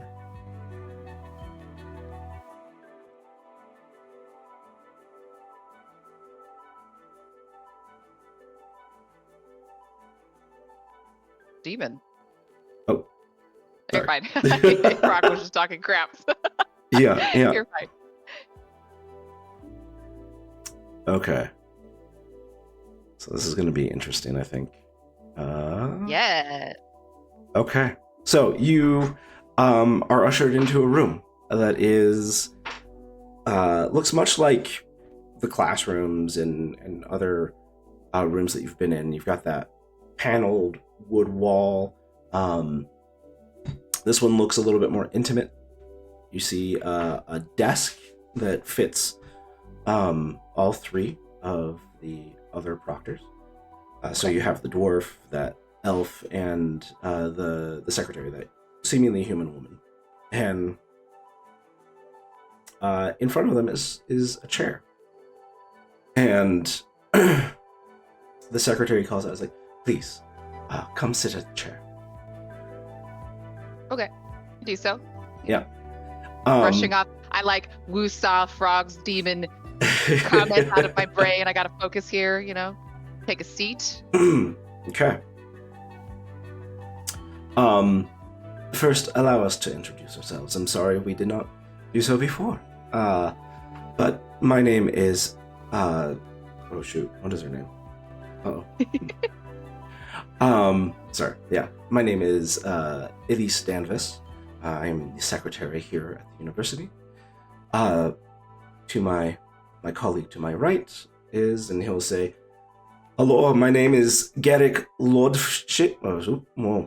Lordchick. Garrick Lordchick. I'm a professor of the elements here. And then to my right is, hello, my name is Aldros Duinlak, and I am the arcanic tactician here at the university. Hi, I'm Brixta. You already knew that. Hello. And then, as if it's always been there, but you just noticed it, there is this magical device in front of you, sitting right, kind of like as if you had like a music stand, but instead of, like this metal plate holding up things, it's just looks like a stand for some kind of like ringed magical crystal that sits right before you. Please do not be alarmed. This interview will be as brief as we can make it. And then they... Thorough, not brief. That's her. She automatically just pipes up. Yeah. Thorough, not brief. And she smiles and begins asking you questions, but these questions start to kind of drone, and the voice kind of starts to seep away, and color starts to wash out from your surroundings, and soon you're just kind of left alone in kind of this darkness. And then there's a light, and you see again that artifact in front of you. I mean, I'm gonna reach out and grab it. No hesitation. Okay. Not this girl. She's just gonna. I'm surprised she didn't grab it before, honestly. You reach out and you touch this artifact. The moment you touch it, you are filled with power. Unlimited, unchecked power. You have everything you could possibly want to. You feel like if you wanted to, you could change anything in this I'm world. snuffing out all the demons and bringing peace to the land. If I could right now, I absolutely would. As soon as you have that thought, the landscape changes. You are right in front of the Tower of Gath, and this is the tower that sealed all the demons, and all of their lieutenants supposedly live or are sequestered there, and underneath them is pinned Athaman and or Amanath? I forget which way I said it. And not only do you just like with a sweep of your arm obliterate this tower, destroying utterly everything inside, you seal that hole to the abyss so that nothing could ever escape it, ever again. And with all of this power, you bring together all the darkness you can possibly find in the world, and there's just this globe of shadow before you, and you just break it apart in this purifying fire. Yeah. Fire. Yes. Yeah. And as you have accomplished this, you still have all of this power. What do you do? Well, no being should have absolute power. I mean, that's just asking for me to turn into like a monster. So I don't know. I should put it back in the world in a healing way, in a way it can be safe, protected, but helping other people. I mean, having absolute power is just never works out for anybody in any of the sagas or any of the tales. Not really. So I would thrust my hands into the earth and try to use it to heal the land itself, which has been very damaged throughout the 200 years we can only remember. Yeah. So, I mean, I would want to keep a spark within me, of course. It's part of my nature. This magic is. But I think she really does believe it's a bad idea just to be a being of absolute power, because you lose your soul somehow, I think, is how she feels about it. So let's heal the land. Suckers! Okay. And so you heal the land. You move to a spot that has this pit that opens up beneath you, and it is healed. There is now an enormous mountain that replaces it. Looks like it was meant to be there this whole time.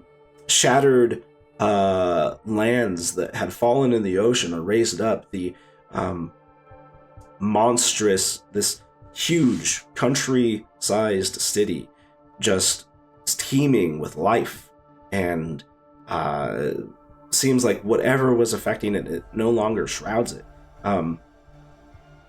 You just kind of go across the globe, places you couldn't have imagined, didn't know existed, but are healing.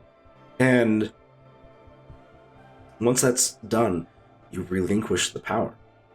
And slowly, as soon as you do that, pitch darkness again. It is just you and the crystal, and then slowly the colors leach back into the world.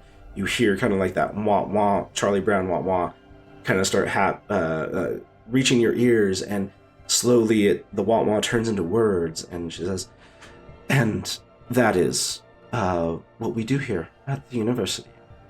And as this comes to a close, and you still have that perception of what you've just done, or feel like you've just done, I need you to make a wisdom saving throw. Am I starting to realize this didn't all really happen? No, it feels absolutely real to you. Okay. 22. And slowly over the next couple of seconds, you start to feel perplexed. Like you had spaced off and weren't following her words, but as the seconds march on, you start to realize, oh, this has been an interview. She's been asking you what you want to get out of the university, and you've been telling her how you feel about magic and all of the things you wish to accomplish, and Answering questions, not saving the land. correct. And I think I blinked confused as hell, like, hold on, I just killed the demons and saved the land. What just happened? Like, I think she's disappointed. Yeah, she's no, you don't remember I that the at world. all. Yeah, it's like that didn't even exist. You totally don't remember. Oh, I don't remember saving the land? I Yeah. don't remember what she said. Yeah, I think I'm super confused. I'm like, hang on a second. I just saved the land? What did you say? Like, Well, no. Sorry. Allow me to clarify. okay, sorry. Big. The wisdom saving throw. With the wisdom saving throw, you don't remember what happened during that vision. Oh, I don't remember. Okay. You don't remember. Oh. Dang. Okay. How sad. She just saved everything and didn't get to savor any of it. Ah. Right. So am I So- still holding the artifact? No, it's not in front of you anymore. It's just the Okay. room as you entered it with the examiners. You recall the whole conversation you've had. Okay, but I don't remember the vision. Correct. Okay. Oh, then I answer the question. So I go, oh, okay, yeah, Yeah. that sounds And great. Brixta, thank you for your time. Please exit out this door, and you'll be in a reception where we will call upon those who have passed the exam. Understood. Thank you I for your think time. she feels I think she feels disappointed. That was like, all they did was ask me questions. Yeah, I thought something magical was gonna happen. yeah.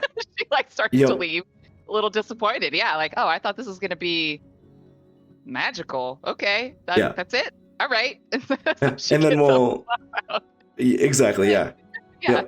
All right. That was easy. We're gonna go back to the other server here. Yeah, yeah, absolutely. Okay.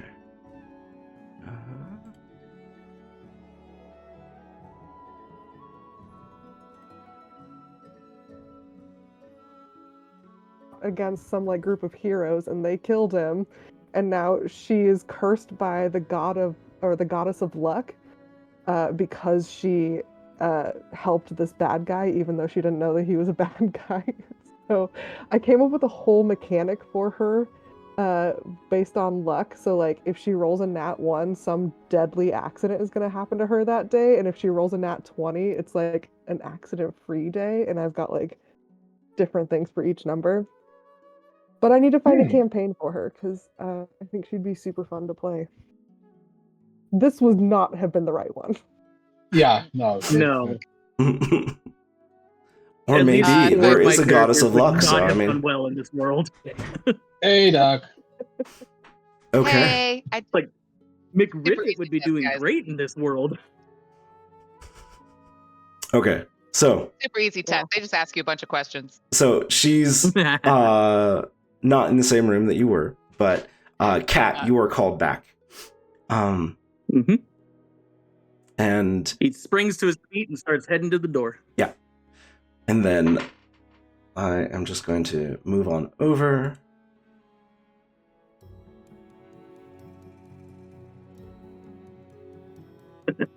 Okay. Here we are. Here we are. Oh, I turned the video back on and it was apparently said no. Okay, perfect. This is a little clunky on my end, but yeah. Okay. Okay, so you are taken into a room where it is just, it seems kind of like a smaller room than the one that you took the written test in. You've got a large desk with three kind of like a panel desk, and in the seat you've got the three other proctors, and Professor Orndale leaves you with them as she goes back into the other room. And there's just a single chair in front of the desk, and the person who was called the secretary asks you to sit down into the chair. So, please, take a seat. And he does politely, Yep. does a polite bow and heads over there. And she says, allow me to introduce ourselves at last. And I am the secretary of the university, Elise Danvers. This is my colleague. She gestures to the dwarf. The dwarf says, I'm Professor Garrick Lodchik, and I'm a professor of the elements here. And then she gestures to a person on the elf gentleman. And I'm Aldros. Oh gosh, I've forgotten his name already. Aldros Dweenalak, and I'm the arcanic tactician around here. It's good to meet you. And Thank you. as you sit down and they've made their introductions, suddenly you've noticed it's like it just wasn't there, or you just hadn't noticed it before, but you're kind of like, how did I not notice this? And suddenly there is a thing with a stand, and it looks like a crystal that is banded in metal, just kind of sitting propped up on this stand. And the examiners don't make any mention of it. They start just talking to you, and that noise starts to become a drone that slowly, the sound just kind of seems like it leaches out. And as you take notice of this artifact, the color of the world kind of seeps away, and it starts growing darker and darker until it's just you in a dark expanse. Kat is definitely just really standing there trying to be stoic, absorbing in the information. But he's also kind of freaking out a tiny bit, just in his heart, Yeah, and then there's a light, and the artifact is there. As And if he stares at it. Yeah, it's just sitting there, right within your grasp, if you wanted to. Yep. He reaches out and he gently touches it. the moment you touch it, you are filled with this sense that you have ultimate power that is unchecked, unfettered. You could do anything you wanted in this very moment. He sits down, gets into like a meditative cross-legged stance and ponders about this new power he seemingly is filled with and is trying to find what he can do with it. The moment you do that, you are seems like there's a scene that rushes past you and you are in the monastery that you spent your childhood in. Mhm. Up in the secret, very quiet areas where the monks go to meditate for life. And you are just there pondering the universe, and answers are coming to you. Answers of how the world works, what the stars do, what it all means, life itself. You know the answer, and you could do whatever you wanted with it. As Cat ponders with what he can do, he thinks back to his friends and the current plights that they're having. Since he met Cobb first, he figures, well, I could just change Cobb back. And Cobb is right before you, and instantly he turns into a man. And then he thinks of Aerith and says, I want to find her god and help her. And find out why her god disappeared. You don't have to spoil anything. No, yeah. You come to the very scene of, well, let's put it this way. You restore Scepter. Scepter exists for you now. And then about the new smart friend that he just gained, he said he wants to help her figure out what magic is to her and help her to her lofty goal of eliminating all demons or something. And you do so. You empower her to do everything she could have dreamed of. You see a huge monolithic tower in this dead and dying land that is just absolutely obliterated. The rift to another dark dimension is sealed. All the darkness in the world is just eradicated in this purge of purifying fire. And it seems beautiful and wonderful afterwards. And now, feeling a calm of being able to have helped all his friends, he then feels like he would want to go and be where he could just continue to play. Where he has the new strong friend also wanting to do, challenging him to more fights. Okay. Just basically living in peace and happiness with his friends and everyone. Yeah, and everybody is happy, and people, everybody becomes like a kung fu master. They're all fast as lightning, and Yeah. it is the most fun living with them and challenging each other and fighting and play fighting. It's not real fighting, but To him, it's all playing, but yeah. What else do you do with this power? At that point, Cat would honestly feel like he had reached enlightenment and would have no more wants or feels or needs for anything. He had attained everything he ever kind of wanted, which honestly wasn't much. Okay. Yeah. And you reach this point of enlightenment where you are satisfied, content. Mm-hmm. What else do you do? Since I'm still seeming to be in this vision, I then start to wonder, am I really here or am I there? Am I still in the room or is this actually happening? So now he's starting to question this new reality he's feeling. It feels absolutely real where you are and what you're doing. It feels like years have passed. It feels like you have grown old and you've reached this stage of total enlightenment and the world has reached it with you. And it's at this moment that the world goes dark. and the artifact disappears. And slowly you get color and shape come back to the world around you. And you hear that drone of voice, that like wah, wah, wah, wah, kind of come back, and you start to pick out words and sounds again. And the world restores around you. The artifact is gone. Make a wisdom saving throw for me, please. All right.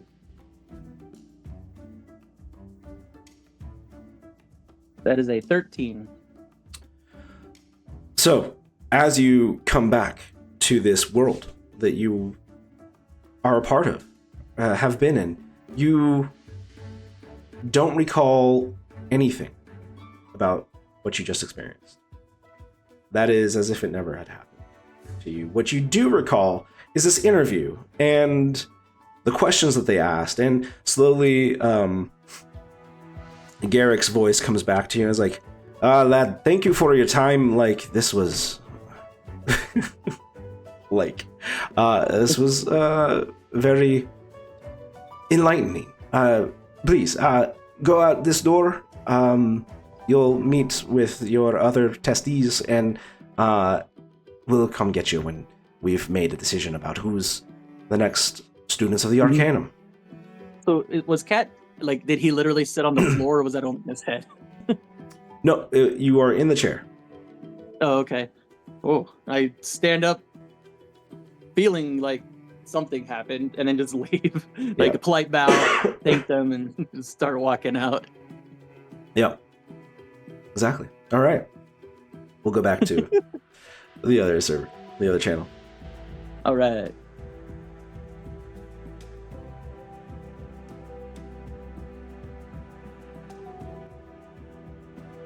I lived in a mountain by myself. Oh, much like, well. Okay, sort of okay. like- You we're just updating our speculation about your character's backstory in real time. Welcome back, guys. Well, hey. Oh, now the camera worked. How'd it go? It was fun. Do you remember? We'll get to Remember that what? later. We'll get to that later. Ah! Okay. All right, Troll, you are called back into Okay. this interview, and here we go. I kind of you just kind of see Troll stretch and make exaggerated motions where he just stretches each part of his body, and he casts a minor illusion to kind of just make himself a small pair of pants that he then buckles up as he stands You on want like a two little bow legs. tie? And a little top hat and a monocle as he stands on two legs and marches purposefully into this room. Looks like he's going to Looks like sing a- some ragtime. Yeah. Okay. Here we go.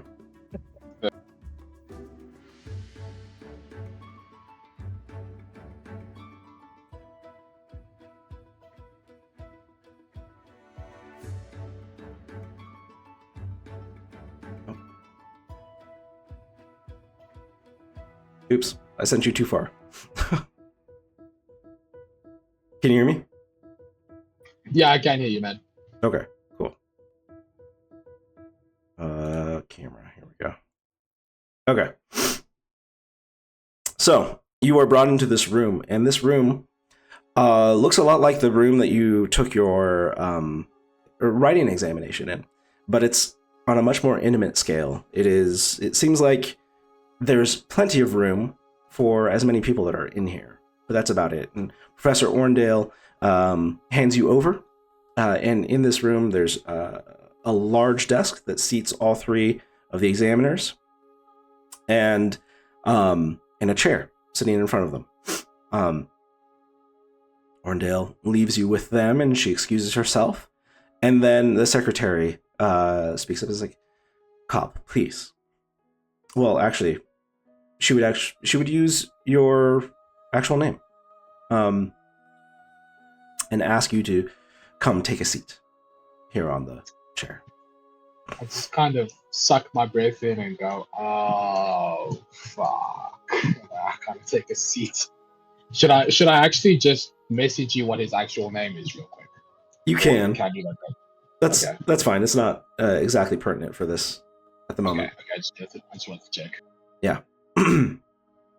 But you take the seat, and as you do, the secretary says, "Allow us to introduce ourselves." Finally, my name is I am the secretary here at the university. My name is Elise Danves. To my left is my colleague, and he'll take over the introduction. He'll say, "I'm Professor Garrick Lodchik. I am the professor of the elements here."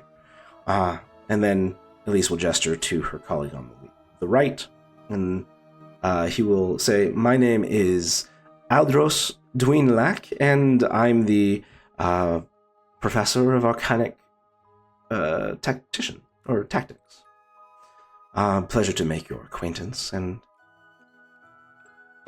Likewise. it is at this moment that you realize, almost as if you hadn't noticed it was there before, but suddenly you realize that there is a crystal. It's a large, kind of pinkish, milky white crystal banded in metal, and it's sitting on this stand just within reach of you.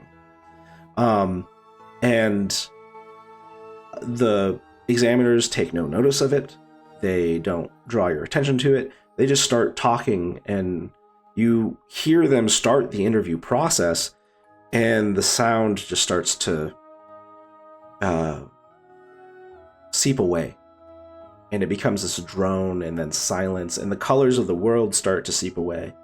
And it becomes darker and darker until it is just darkness around you. And then there is a light just in front of you. And there's the crystal. What do you do? No, that's not trippy at all.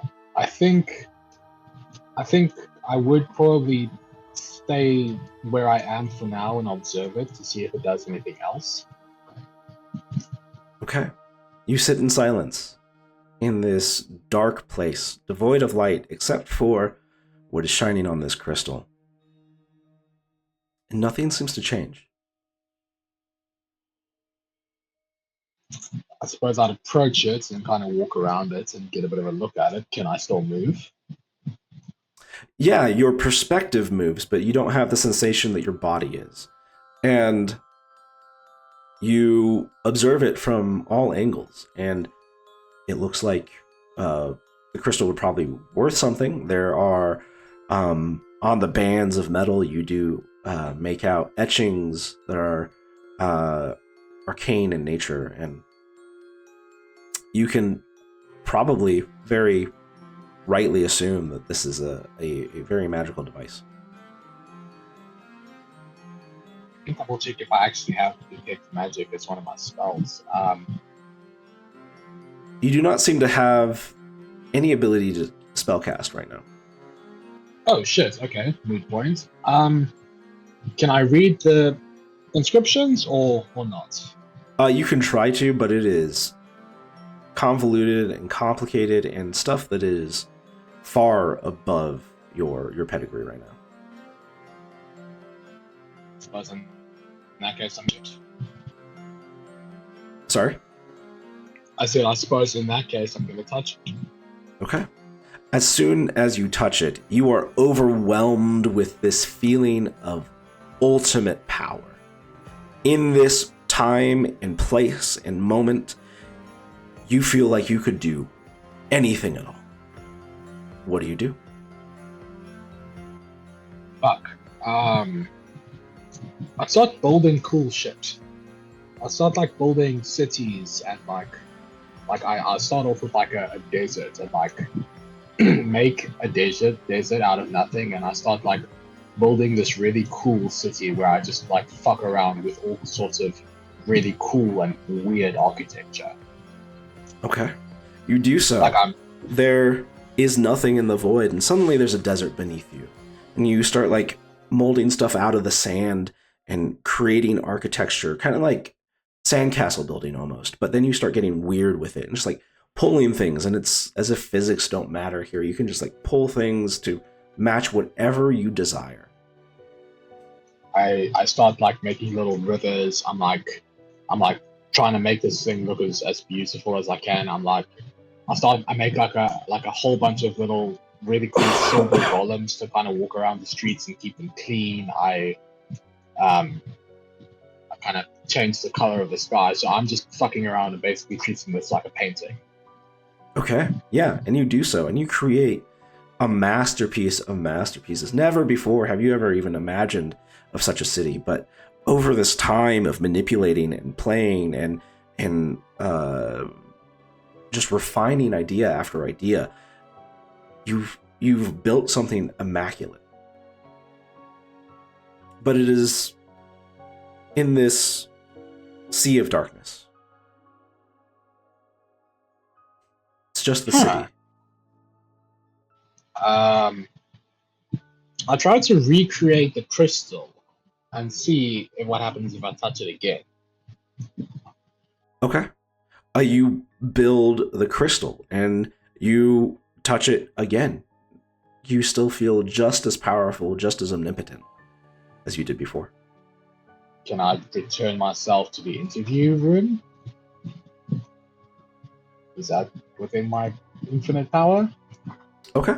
So as you feel like you've concluded here, the city you've built fades away into the darkness. The colors of the room that you were in for the interview start to come back, and the shapes come into view and solidify, and you start hearing that drone come in, kind of like the Charlie Brown wah wah wah wah, become discernible words, and you start understanding what's happening all again.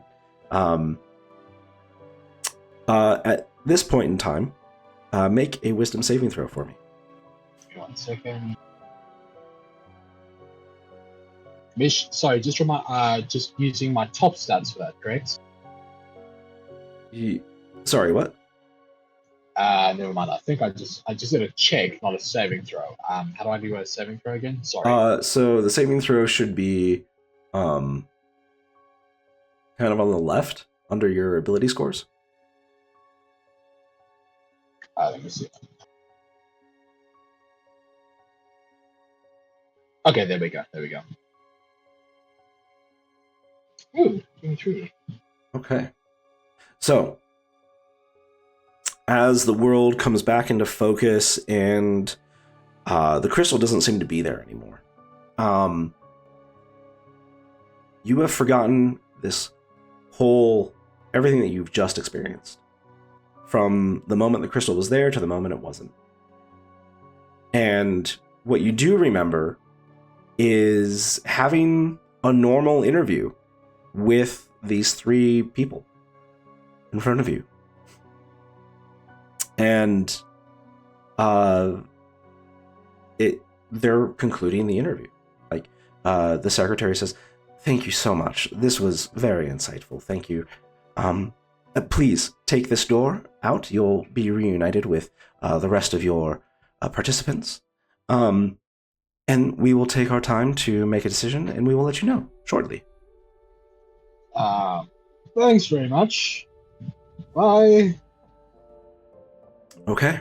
So you exit and you go back. You meet up with your friends. And we'll go back to the other channel here. So.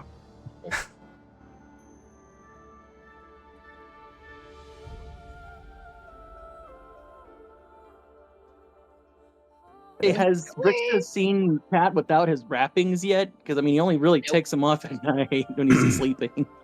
Oh wait, Nope. yes, you have, because he was unwrapped in the office.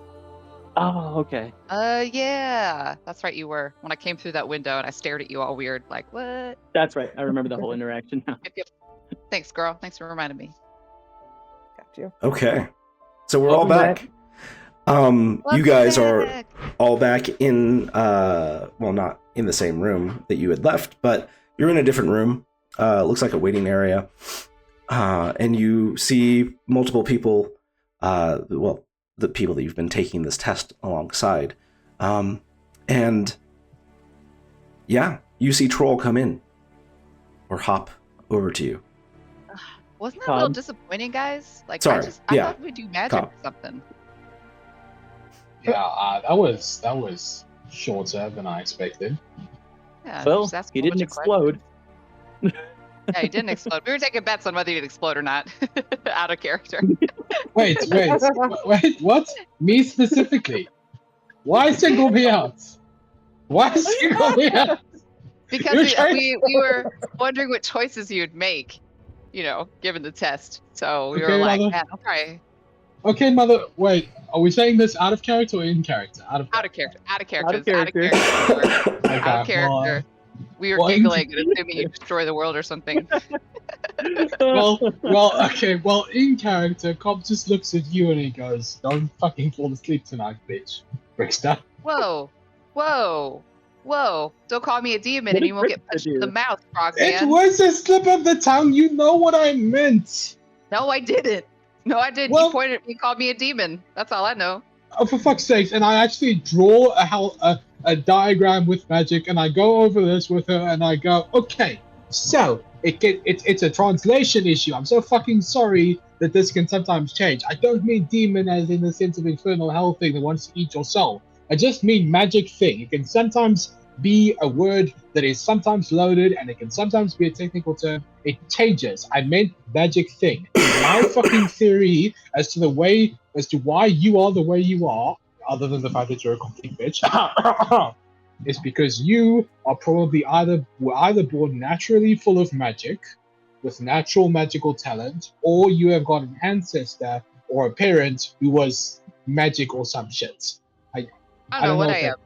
I don't know I if have it's no a Fae. I don't know if it's a Cthulhu. Knowing you, you probably have one parent who's a boxer. All I know for sure is that you are gonna, as soon as you go to sleep, you are gonna shit. I am gonna polymorph myself into a tiger and eat your face.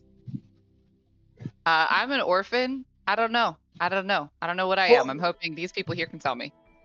Did you come out of a fucking cabbage patch somewhere? Did the cabbage patch teach you how to box? Is that where they came from? My earliest memory is me being alone in the mountains by myself. That's depressing. Can you please just give me a hug and accept the short punch when I decide to give it to you? And can we stop fighting? You actually see Cobb crying a little bit. Yeah, as long as you don't ever call me a demon again, I think we will be okay.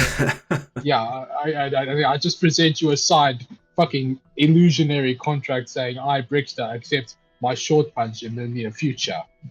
Oh, I'm definitely not signing anything you magically conjure in front of me, but I will give you a hug. And he just whispers in your ear, "Don't fall asleep. Don't fall asleep."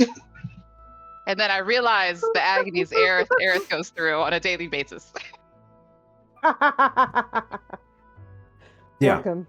So, Aerith, to that point, you've been wandering around the school. You find Valadin's office with a few directions, and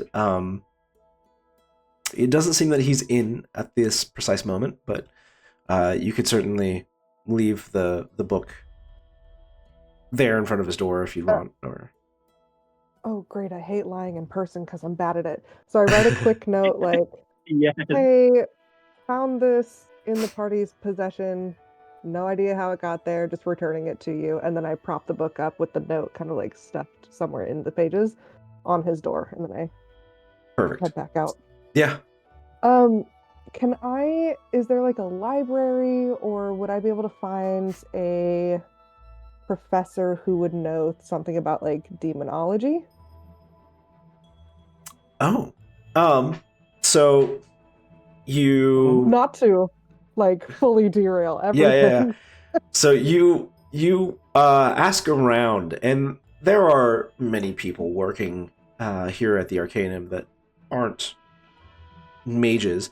But you ask somebody about demonology, and somebody that looks like they're working at a desk, and they give you kind of a quizzical look, and it's like,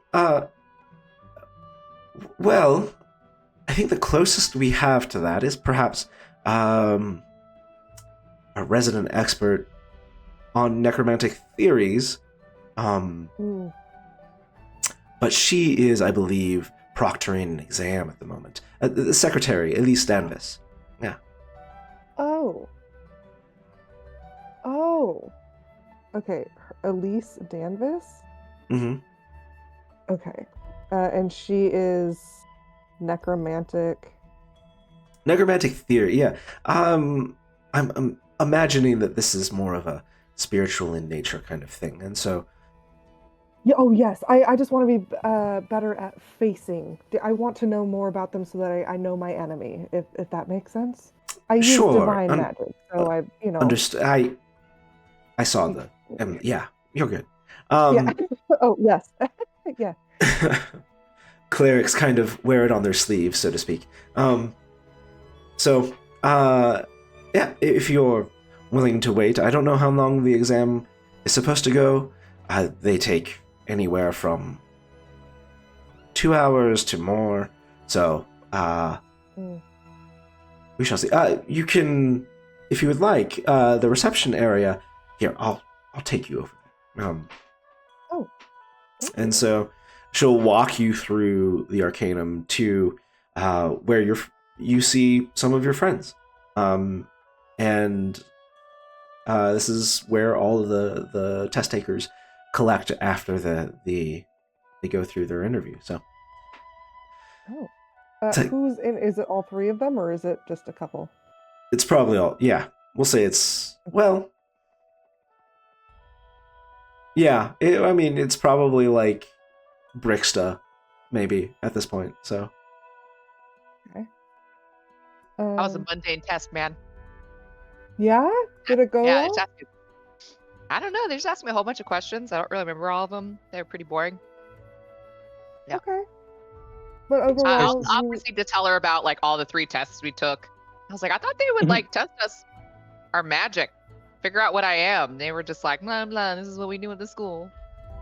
Yeah, this place is boring compared to Ankajar. I remember Where are the... sitting in a chair and then being told I can go. Mm-hmm. You do remember the interview. Yeah. Why are there no sacrificial Yeah, the altars cat here? completely glosses over like the whole thing. He just glossed over it. Yeah. There's no sacrificial altars in this place. There's no duels to the death. There's no blood magic or necromancy. This place is boring. At least compared to the academy, at least in Amchur, you could like do illegal research on the weekends. But no, not here. This place is. I mean, lame. maybe they have another room for that. I don't think they do that for our testing. Doesn't mean they don't have it. Lame. Or basement. Lame. This is the least metal fucking magic school I've ever met. This is like the poor man's Hogwarts. This is vanilla Hogwarts. No. Without the child soldiers and all. The child soldiers are what made it interesting and actually Wow. Well, I feel like we've been having this conversation out of character, but Colm actually shouts that at you, Eric, in character, just arbitrarily out of nowhere. I think they'll tell us whether we passed or failed shortly. I'm sure, because like all the people who took the test are in here, so I'm sure I'll figure out shortly how we did. Great. I should have followed my dad's advice and gone into the slave trade. No. You keep saying things that deeply concern me. Frog Brixta, friend, I've learned the time I've traveled with you, it's best sometimes not to talk. No, what it's best not to know, but I'm never gonna stop talking, cats. And you know what the best part is? You imbeciles never know when I'm bullshitting you and when I'm not. Spoiler alert, whatever you think is the case, it's significantly more horrifying. But what you don't understand is I don't usually care or listen to what you say. Actually, what happens is a single tear falls from Cobb's eye. Aww. I'm having such an emotional day. Brixta hit me, and now Cat's bullying me. He's just getting a little fed up of all the slavery talk, I think. It's just bugging him. Like, don't knock it until you try it, motherfucker. And I mean, you start trying to have slaves, like we might have to put you down, man. No slaves. No slaves. What if they deserve it? What if, like, are you seriously? If I found a nice Everyone rapist, deserves a chance to come back from what they've done. if I found a nice rapist somewhere and made him a slave, are you seriously telling me you'd think I'd be worse than the rapist? Nice rapist? You know what I mean? I As in, don't think like, nice rapist exists. I mean, like, as in a suitable rape. I'm being irreverent. You know what I mean? Right. Like, seriously. So And you just at this cop point, right I to think the we'll go ahead and take a little break. I'm tweet. going to come back in like 15 minutes or so, something like that. So Mish needs 15 minutes of therapy now. Yeah, I think we Kat all has been do. No. quiet through most of Cobb's ranting, and I think it's just slowly building. He's getting kind of fed up. He's got a Well, lot of it's- patience for it, but it's getting there. Well, I'm hoping that if I keep working on Did we do? Okay, But is we're if you're back. European, just let me get this one comment out. If you were Europeans, I could say to you, listen, at the very least, you don't have to deal with guys running around with AK-47s, but you're Americans. I can't even say that to you. No, we you do can't. have guys running around with AK-47s for sure. We I used to be mean, Europeans, and then we kicked them out. Yeah. I mean, you guys, it is legal to own a grenade launcher in your country. I wish It I is- had grenade launchers. It is not. Well, not in most states, No. at least that I know of. Okay, so is that what actually? Yeah, I'm pretty sure launching explosives falls under several ordinances everywhere. Yeah. Because especially we can't own hand grenades legitimately. Hmm. Okay, but then all those YouTube videos of guys going out to firing ranges recreationally, is that a different thing? No, So it's just. firing ranges and small arms, yeah, that's everywhere.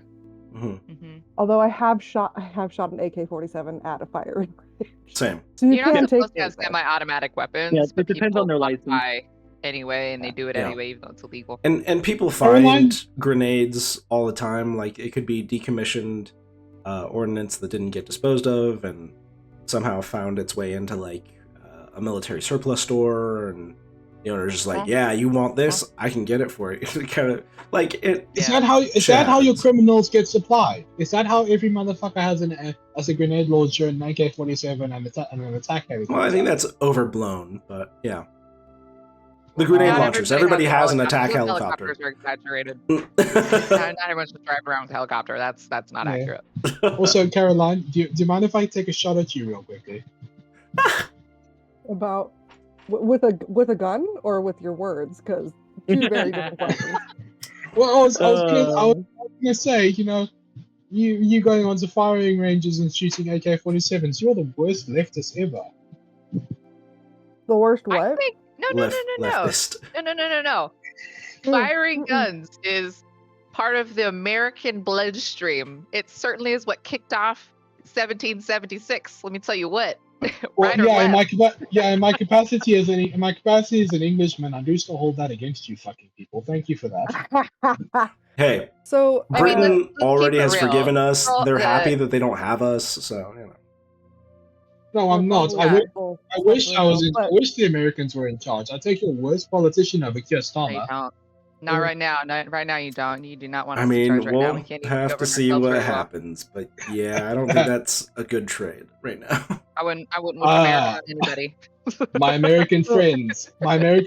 No disrespect. I mean, but there's it's just- a Hey, main you know is what? person that's in charge in South Take- Africa that's calling for genocide. So I don't think. Well, Yeah. okay, Is this- take, is take, this take what- it this way. is it- We don't want to give you something that's still bad.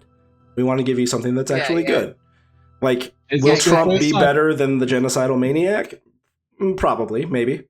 We don't know. But like, you know, Is this your first time living under a fascist government, Mish? I would certainly hope he would be better than a genocidal maniac. I don't know. I can confirm for you, it's not fun. You just made me spit on myself. Thank you. All right, and no politics. I don't want to do politics right now. Let's play the game. I don't let's want play the game. Sorry, we went bad. from. Sorry, that did escalate a little bit quickly. We went from housing to guns to me telling you guys you don't know what a dystopia looks like, essentially.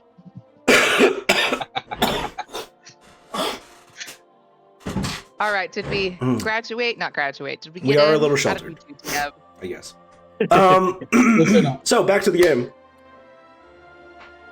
Oh, this is weirdly optimistic here. Hang on a second. optimistic? What's optimistic? I thought you called him domestic. Oh, sorry. I was Not Are you putting- trying to get me to work as your live-in maid, Misha? You're going to import me from the third world and pay me in peanuts? No. Sorry, it was the music that was in my background that I was not sharing. So, okay. So, you guys wait around for a good like half of an hour, actually, as the last person comes out, and then Professor Orndale comes back. Well, no, she's been chaperoning you guys, so it wouldn't be her. Secretary Danvis comes out, and, you know, in her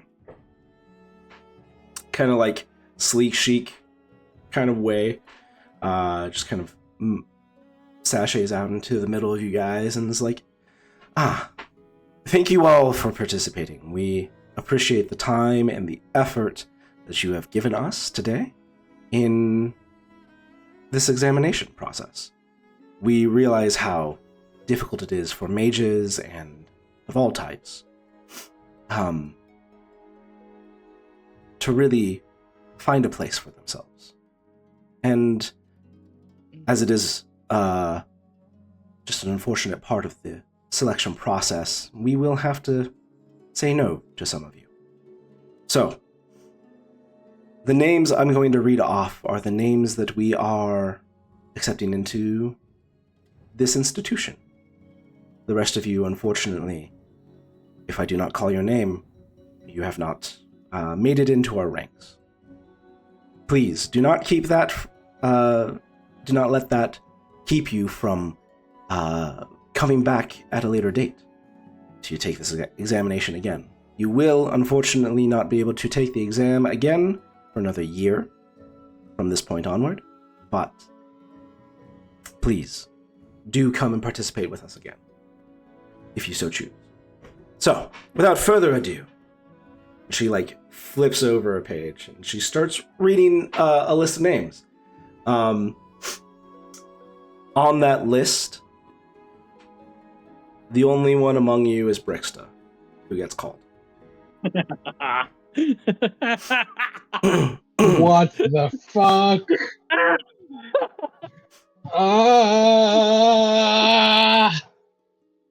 I'm Cat, ooh, she's Cat's cheering. disappointed, but Cheering. he's also got a big smile because he's so happy that his friend is so happy. Dude, I grab your hands and I start jumping up and down in a circle. I'm so excited, Kat. Like, dance with me. I made He it. does. I made it. Congratulations, Brixta. Well deserved. Thanks. Thank you. Yes. How exciting. How many people are on the list, DM? Is it like There's a like, small you're like amount? one Is of 3, essentially. only like Oh. 3 people made it? Oh, shit. Yeah. There's It's an like, intense test. this is Maybe I should a tone down my bumper dancing. crop It's a for little us, I guess you should say. We could say. Entrances are not. Well, it is not uncommon that we have no people pass. So, rude. Oh, dang. with Stop that, dancing. I realize it's a little fucking rude. Yeah, just a little bit. Sorry. Bob says as he's busy weeping on the floor, and he's just. Aw. Sorry, Frog.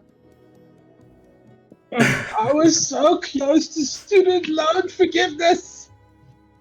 Cat you just were. pats him on the back gently with one finger.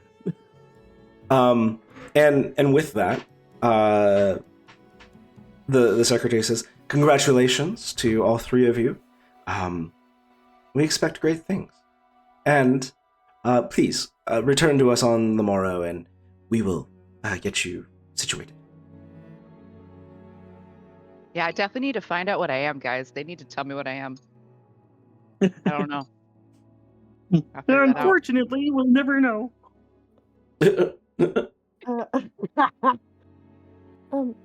Elise. 'Cause Yes. She's in Is school that your now, and name? we're not. And yeah, she starts dismissing people, and some people come up to her, thank her, and etc. And you try to get her attention. And Elise like bid someone else a farewell. You know, there's tears in some people's eyes, and you know that they failed, or you know, so on and so forth. And but she tries to you can see that she's not exactly matronly, but she's not callous either. Like, she's just trying to be like, there, do better next time. Come see us again. Do better yeah. next time. Wow. Yeah, and then you catch her eye, and she says, "Ah, yes, I'm so sorry. Oh, wait, no, you were not a part of the test. Ah, No. get stuck in a rut sometimes." It's okay. No, I'm here because I was told that you are the resident theorist on necromantic stuff. I was wondering if I could pick your brain about what you have studied. Ah, well, fellow theorist, I hope. Oh, yeah, and I like hold up the scepter thing.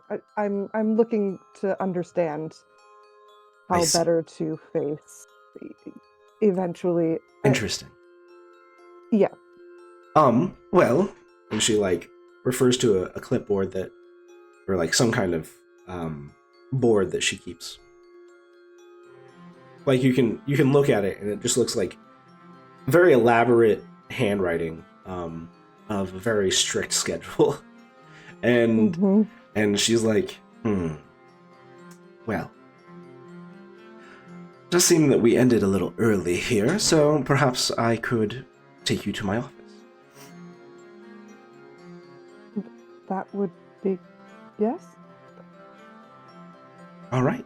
Yeah. Well, I do have a Okay. quick question, Professor, before we abscond to your office. I have manifested as of a week ago,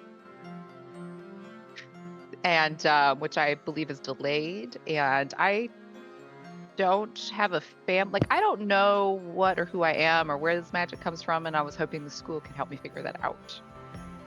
Is there a place that can do that here? well, you can certainly try to figure out what it is you think you are or where you came from. Is there like a test I can do or something? Can't you just poke at my magic and tell me what I am or I something? mean, not particularly, not with any.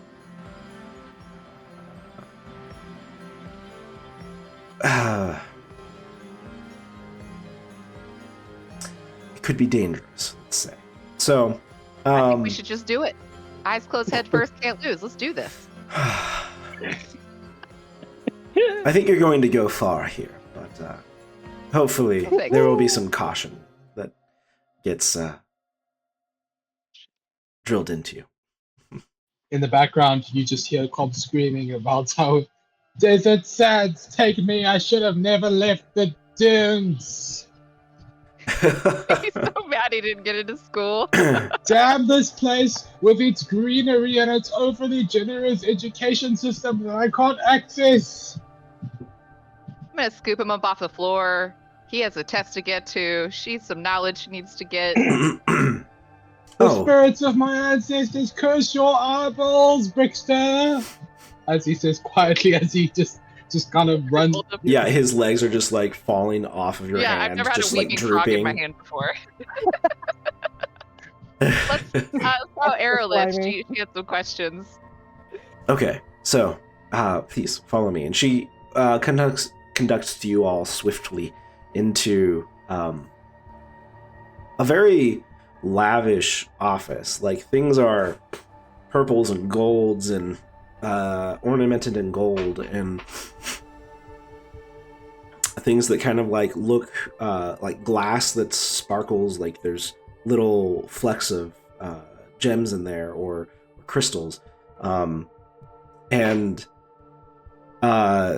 she kind of waves her hand as after she opens the door, and lights or flames come to light and cast the room in kind of a moody blue, honestly. So, and Oh, this is a vibe.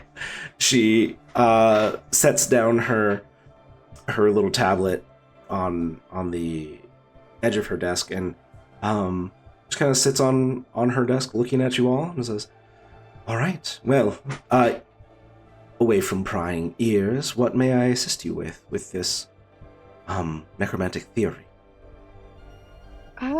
Okay, so last night we were all talking about some things that have been happening in the last few weeks, especially regarding magic. And across the different types of magic, things have been, for lack of a better word, weird. I lost my connection to my goddess. Apparently, I'm so many sorry. other clerics of Scepter did as well. I have an understanding with Silverial and Ishtariel. So they provide me the magic that I need in order to investigate what is going on. It's a whole thing. But at the same time that Interesting. happened, Cobb, our crying frog friend here, had some magic go wrong as well. And then our friend Kat here found himself transported from a forest to a desert, and he doesn't know how he got there. And then, of course, last week you heard Brixta saying that she discovered magic out of nowhere. So it just seems like none of this is a coincidence, since all four of us have had something strange happen with magic in the last few weeks. So Also, just to, sorry, you go ahead. Oh, I was just gonna say, we think there might be some sort of demonic influence, and I would like to be prepared for any sort of being that I need to take down, if that should be the case. I see. Also, in the case of Brixta and I, it's the magical effects are ongoing. Brixta is still figuring out how to use her powers, and I am still intermittently having spells that go off in very strange ways that they've never done before. So it wasn't a one-off type deal. That is intriguing.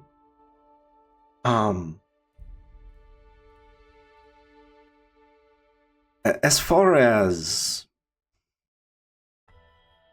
the strangeness of magic, I wish I could say that this was uncommon, perhaps. In my experience, it seems that what Mr. Cobb has encountered is rather a misfiring of a spell. And I've seen the consequences of such a thing be anywhere from catastrophic to minor inconveniences. This seems somewhere fairly solidly in the middle between the two. Losing your goddess, I am sorry to hear that. I was unaware such a... Well, you would think the stars would change if that were the case.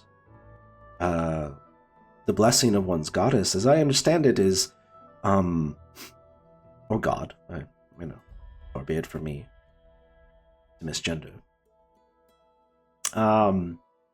is, nearly intrinsic to one's soul, like it is,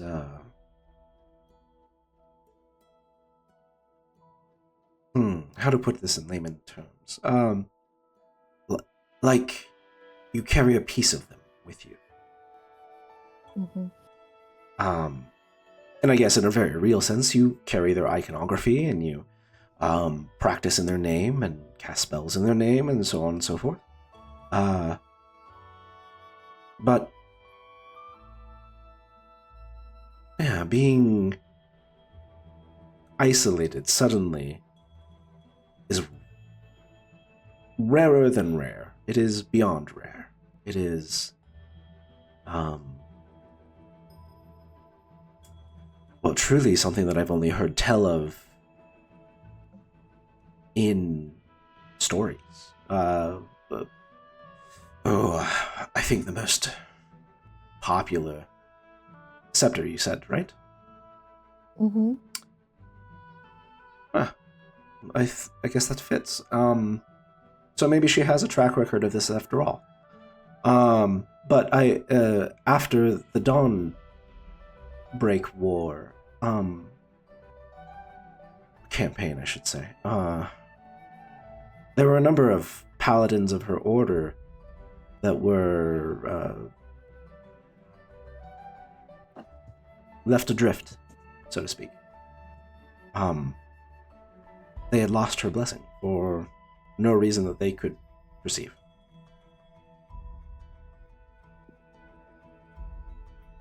Well, Possibly this- your goddess is the reason we're here and surviving, that like some of her magics or a piece of her are like keeping us safe as a boundary or something. Even absolute god magic can become exhausted, I'm sure.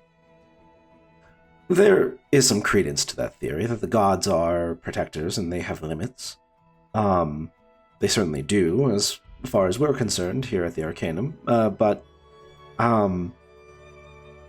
Gods with limits. but yeah, but yeah. And I mean, this is a story that's 200 years old, and I haven't heard of it happening since.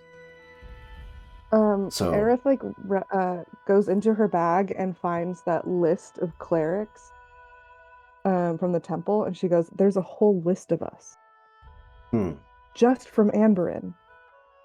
Interesting. 200 years ago. What happened? This is meta now. What happened at the end of the Dawnbreaker campaign or war or whatever it was? So at the end of the Dawnbreak campaign, people were coming back to their homelands from Neris after, that final battle with Othaman and his lieutenants, and corralling them into the Tower of Gath, and sealing them away in the tower. And so on the way back, now that there was, basically peace and light in the world, there were many paladinistic orders that were kind of seemingly stripped of their power. Like they, almost as if they had been cast aside as not useful. So, and some of this she would probably be able to tell you. But as for what actually happened, we don't know. That nobody was, I mean, lots of things happened in those early years, and not all of them great. More wars happened, for one. So just vying for power after our subjugators had left. And so it's a tumultuous piece of our history, as far as we know our history. And like I said, the most famous example is Sir Hawthorne, Explorers League. Oh yes, I've heard of this. Yes. Miss Fraveless, she was acquainted with him. She might know more. She's still living among us, so. What was her name? I'm sorry. Itharian Fraveless. Oh, you're gonna have to spell that one for me, buddy. Would it be spelled as frivolous, but with an E and a Y instead of an I? Jesus Christ. Okay, yeah, I would not have gotten that correct at all. Thank you. Yeah. Totally would have biffed All right. that like super hard as the name spelling. Absolutely. I think She's the last person we Vasari. talked to And, didn't know her name. I'm sorry? I think the last person we talked to didn't know her name. Oh. Okay, well, I was wrong, unfortunately. Okay. Damn it. I thought So, I guessed that correctly. okay. So, Sir Hawthorne had his, and he was a paladin of Scepter? Purportedly, yes. He had taken the oaths of the Paladinistic Order of Scepter, right after our hero, the Dawnbreaker, Emmerich. Forgetting his last name.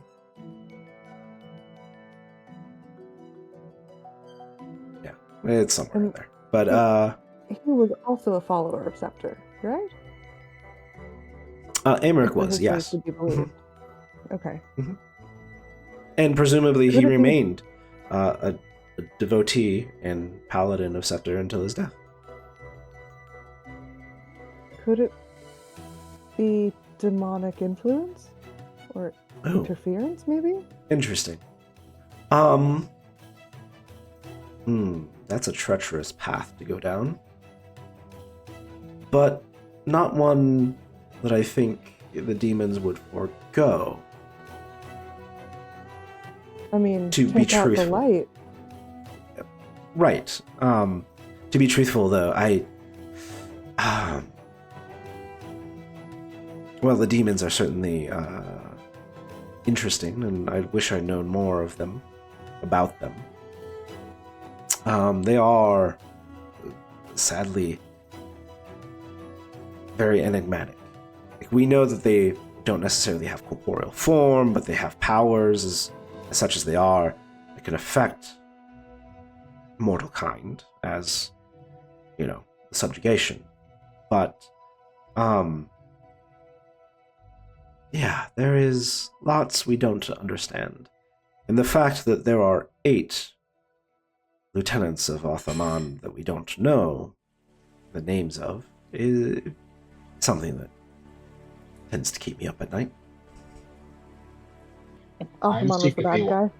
I'm Othaman secretly is one- like the big bad. Like, he was the Okay. guy that broke the world, and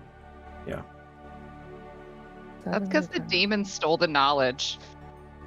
well, yes. I mean, that is Yeah.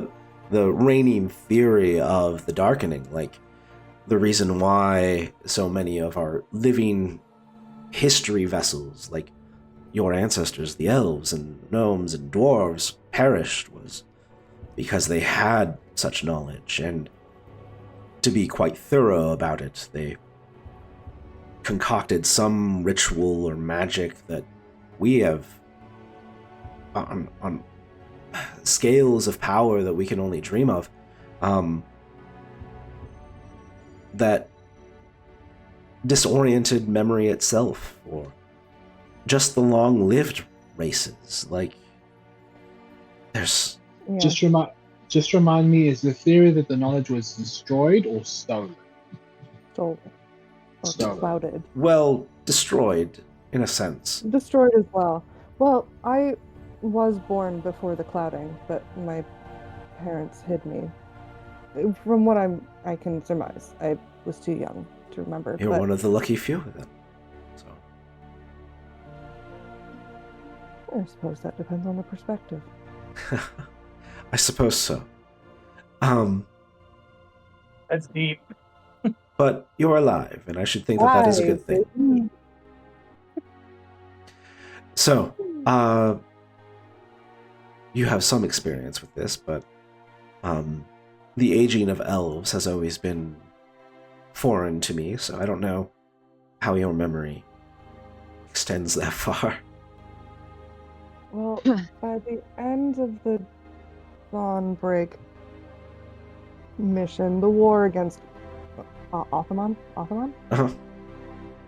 Okay. I was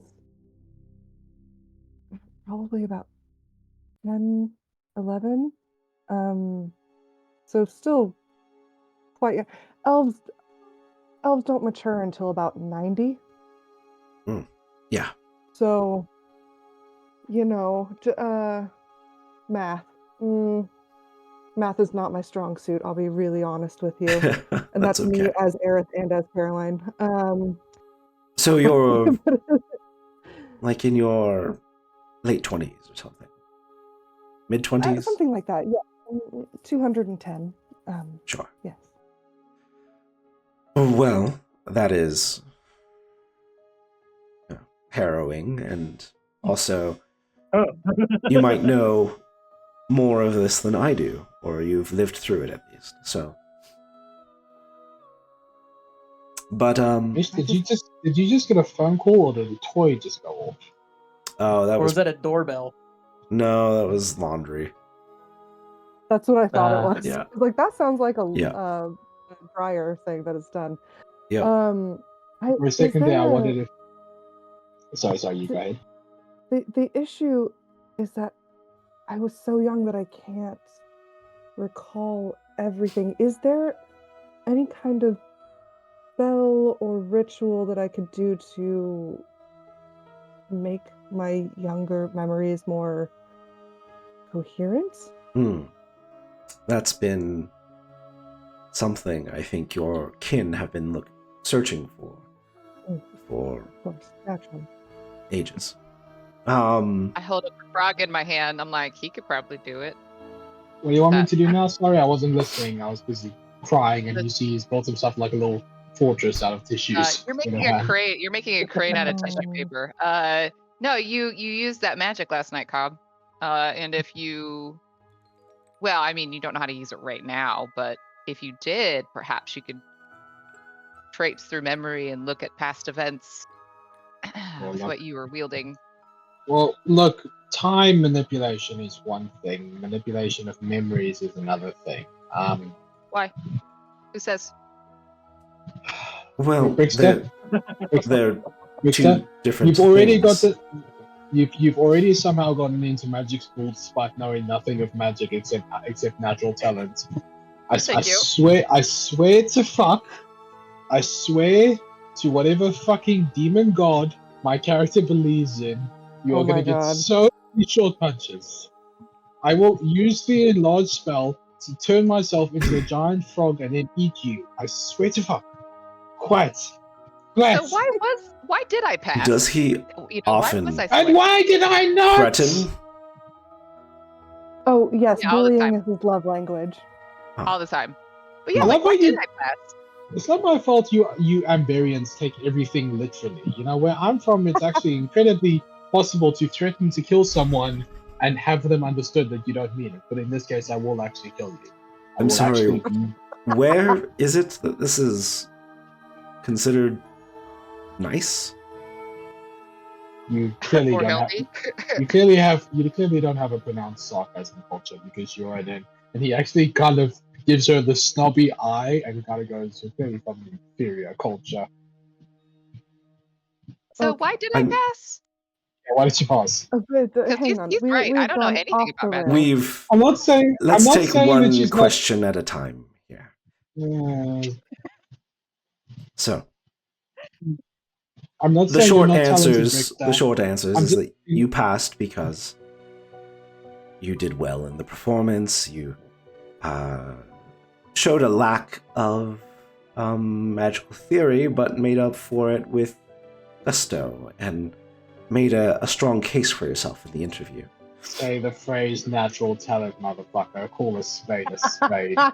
You, Call a fucking spade. my dear spade. frog friend, Yeah, have yeah. Come on. Let's hear it. Let's fucking go. let us let's say just- behavioral issues. Yeah, I knew it. An inferior culture that doesn't own slaves. I know what you are. You people with your free schooling and your clean streets and your Can't fucking call you slaves. people you people. That's racist, frog. Whatever you are, I'm actively becoming more racist against it by the hour. I don't know where you Tom, came from, but I this already is- know I don't like it. Oh Why my do you god. think I said to dial it down a little bit before you went? This is exactly why. That's just sitting there This with his is- hand on his face. Part of the reason why you Yeah. potentially I know rejected. that- Yeah. I'm aware, but yeah. And in any Yeah. case, So in the interview, you guys just kind of told me about the school. I mean, I didn't really do much. You guys just kind of well, told me of the expectations and have you nots. well, no, it was more of an interview. I'm sorry, where you could make your best case for yourself, essentially. And they did give Oh. you the lay of the land of this is the school, this is what Yeah. we're Right. aiming right, to all do that here, expectations. etc. Yeah, but yeah, you could make your case for yourself. So. Wait, do you not remember your interview? No, I do. Really? I just expected it to be more magical. I thought they would test me, figure out what I was magically, but And it that really you is just talked. a common misconception. We do have the practical exam, which is, I mean, it's very exciting, and all of the students or potential students are very excited to show what they can do. But here at the Arcanum, we are much more concerned with not just power and showiness, but with understanding and wisdom surrounding the arcane. Out of interest, Fish, what do I remember saying to them during the interview in terms of making a case for myself? Well, they would have asked you What is it? questions like, why do you want to be here? What can you bring to the school? What is your interests? What do you hope to learn here, etc.? So whatever those answers would have been is what you would have told them. Oh no, they want me to contribute to society. They want me to. Yes, Cobb. Well, I'm going to end all demons everywhere and restore peace to the world. Peace. I'm to gonna the world. fucking become a demon and destroy the world just to spite you all. So Hmm. now I'm going to hand Cobb over to you back onto your shoulder, Aerolith, because this is a full-time job. I don't know how you do it, girl. And I put him on your shoulder. I don't really want him right now. I put him on Cat's shoulder. I was like, pass the frog. And I think I Cat can looks fashion a grumpy, but box he's for him allowing if it. you would like. You Sorry? can catch him a what? A box. Fuck. Is my Just- froggy in a box? I'm just Yeah, saying, you people are conceited. There's absolutely no appreciation for practical application. So you know that. And you know what, Brickster? I'm happy for you, and I acknowledge that you are talented, but you're also a motherfucker. Do you know that? Okay. And then Let Cat us goes, put I the- also feel like if you put him in a box, he'll explode. Probably. It will. Well, yeah, he that's doesn't actually It's like probably fire. a good idea. But more to your more philosophical question. Or I guess theoretical, let's say. The more interesting part of this discussion.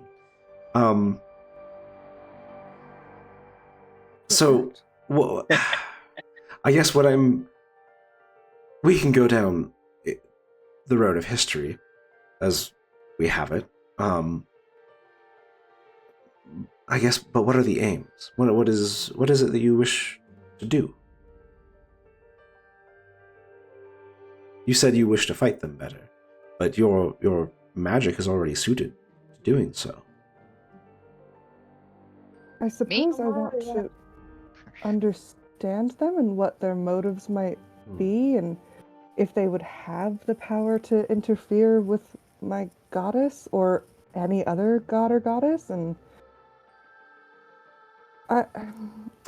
Well, I If suppose we- I'm just scared, and I need to understand, and I need to know the truth. I see. Well, if that is the case, then I guess we can only look to history. You keep saying. If the stories are to be believed, then at one point the demons had imprisoned the gods. That's what I've been saying. And For a they whole day. were broken free due to our great founder, Felden Keurig, who managed to, some say with some foreknowledge from Hayden, or with the blessing of some other deity, the story changes. And then some of us purport that he did it all on his own, with the knowledge of the first spell. And with that knowledge, he broke free the gods. That raised up holy warriors.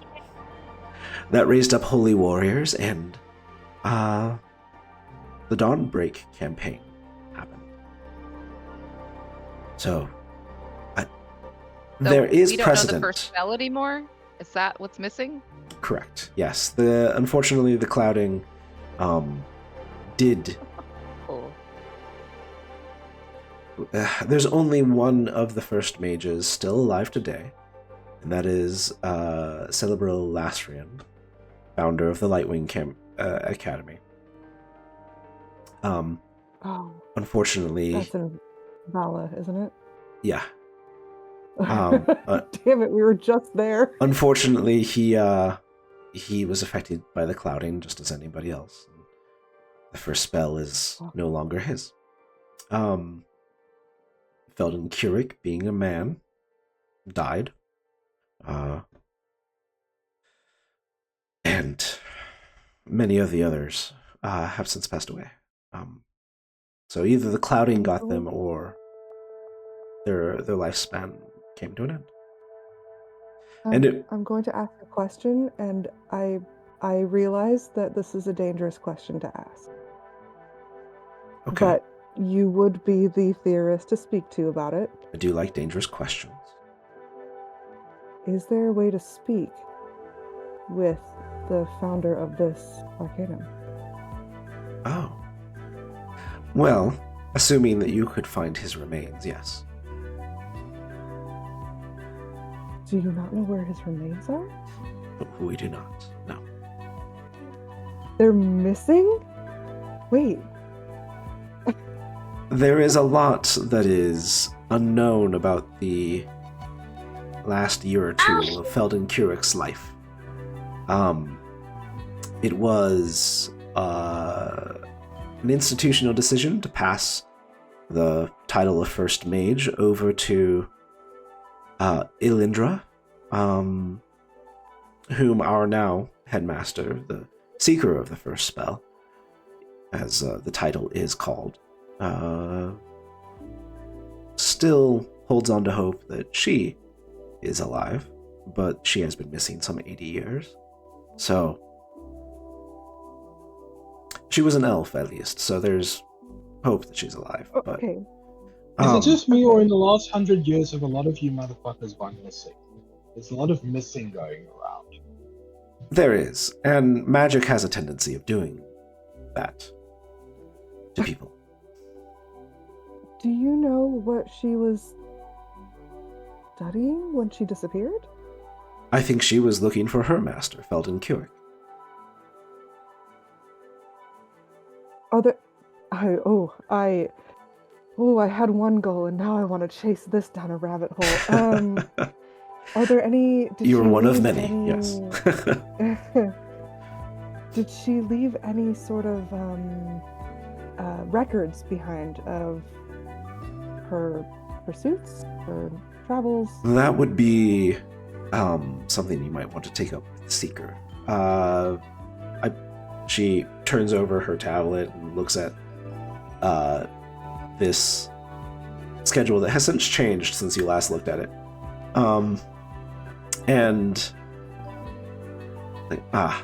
Unfortunately, he's indisposed, but he will be welcoming the new students tomorrow, and he might be busy therein, but I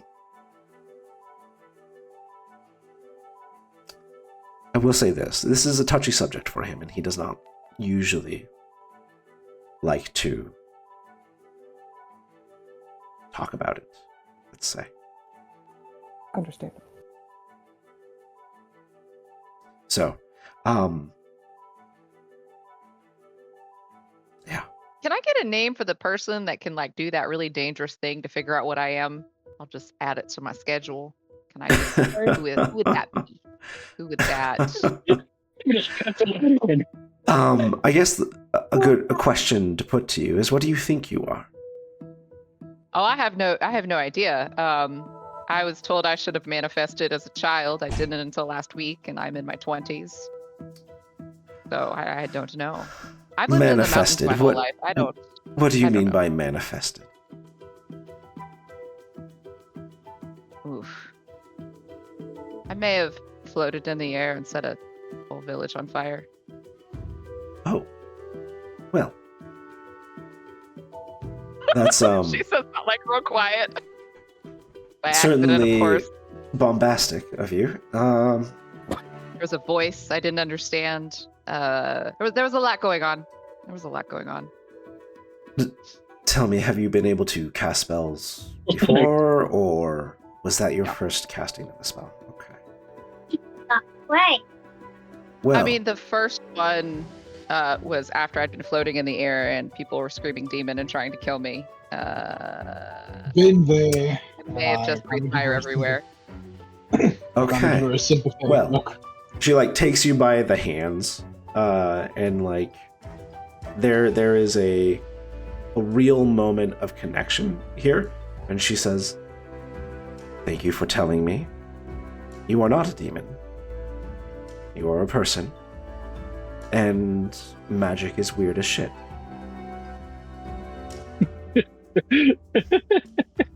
Understatement. Little tears fall. A little bit of tears fall. Thank you. I grip her hands back. Like no one said that to her yet, so it means a lot. Thank you.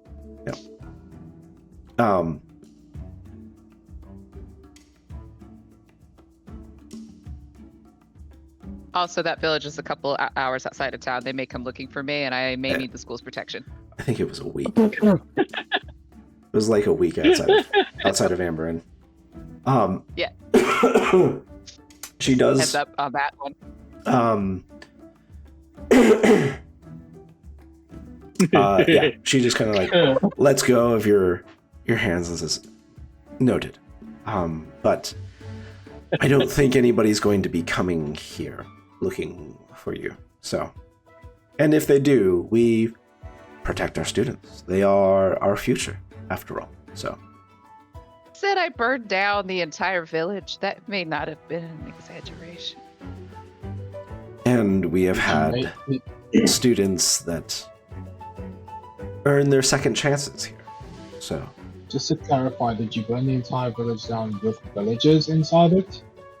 We don't need to I what? pry into your history at this precise moment. I didn't hear the question. I'm so He sorry. was asking if you burned the villagers with the village. I don't know. But They yeah, were trying to kill me. I don't know. I have no idea. Danvis I ran. tries to like steer the conversation away from it, and says, it's okay. Yeah. Two things. One, judging from the voice you've heard, I might assume that you are receiving power from a powerful individual, which is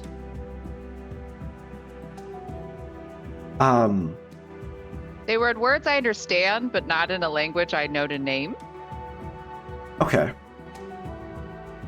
Yeah, that seems sufficiently cryptic and potentially otherworldly.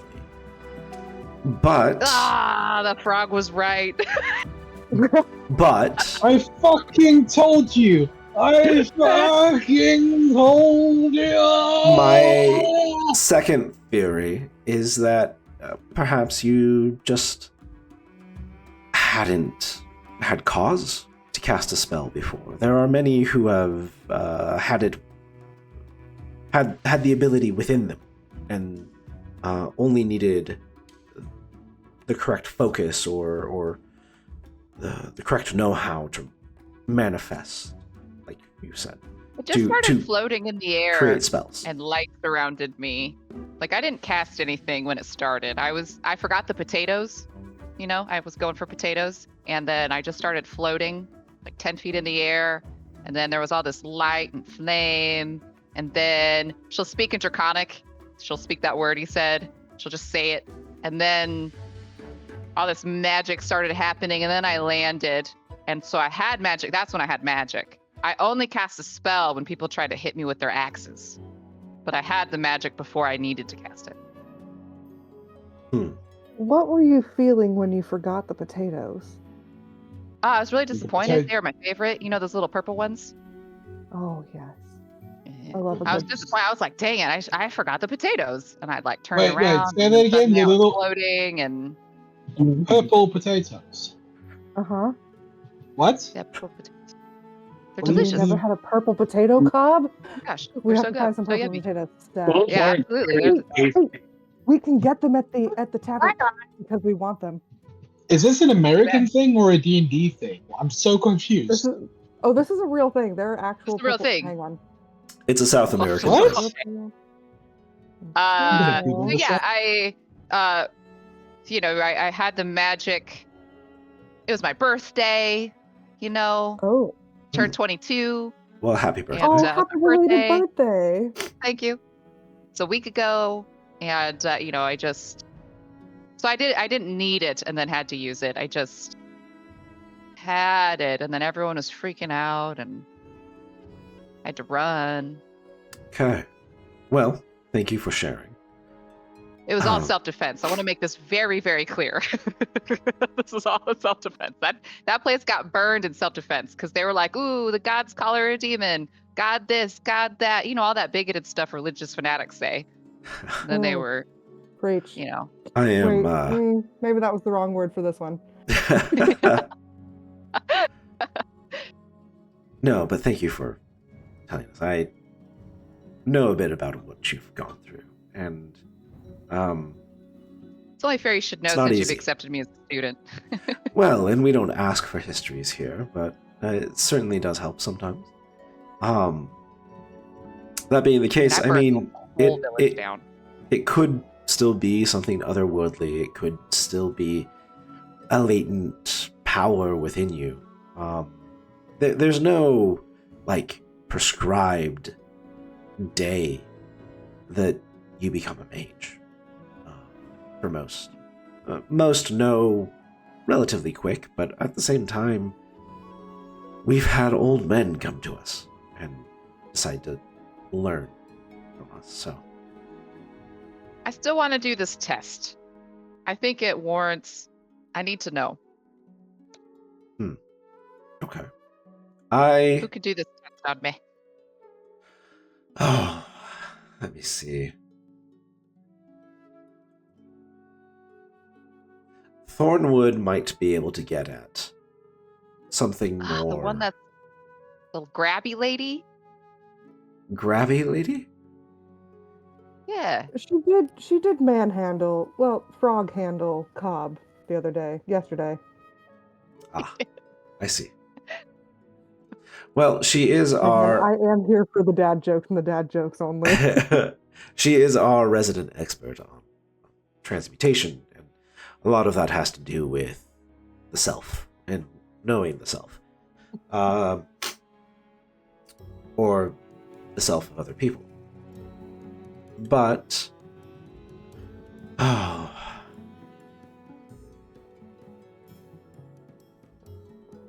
What about this archmage fella that my friend wants to meet tomorrow? Could he tell? Archmage. You I mean don't know, this the guy's gonna the be seeker? there tomorrow to meet all the students. Yeah, our headmaster, the seeker. Yeah, the seeker Hmm. guy. God, all these titles. Yeah, the seeker guy. Could he tell? He maybe. Yeah.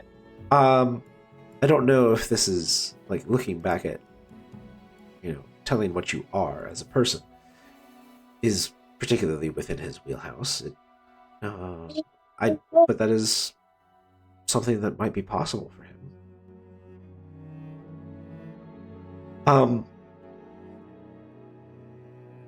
Yeah. Let me see. There is Thornwood maybe. Let's see. Professor Soldeva, perhaps. She is our professor of theoretical thaumaturgy, so works with a lot of unknowns, let's say. And then, Professor Pellegrath, maybe. He might have something that could tell you what you are. But that depends. If he remembers if he's done it before. He's eccentric, let's put it that way. Mm, But he is our foremost artificer. Like he's the professor of arcane engineering. So, is there a device that he's created that could potentially help us? Possibly. I don't know of it if it exists, but it might be worth mentioning or asking. Noted. Thank you. Thank you very much. In any case, is there anything else that I could help you with? One question I've got for you. You don't happen to have any affiliate magic reagents, spell tome shops, smaller schools that are affiliated with you around the city, any such things? I might have caused you pick certain ingredients up and I wanted your advice on where to get them. I see. The bazaar is, as many people will tell you, a great source for just about anything you're looking for. You can find any number of magical shops in the third tier, any number of hawkers and vendors that are willing to sell you their wares. The high town might be a little pricey for you, perhaps, and our stores of reagents and catalysts and so on are for students and faculty only.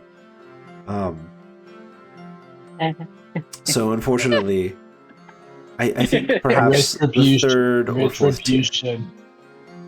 I'm just letting you know, I cannot loan out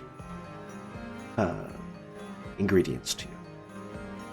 One more question. Yes. How many do you have any jury and faculty members here or not? You are staring at one. Freshly Jurian or Do you not understand this accent that I have?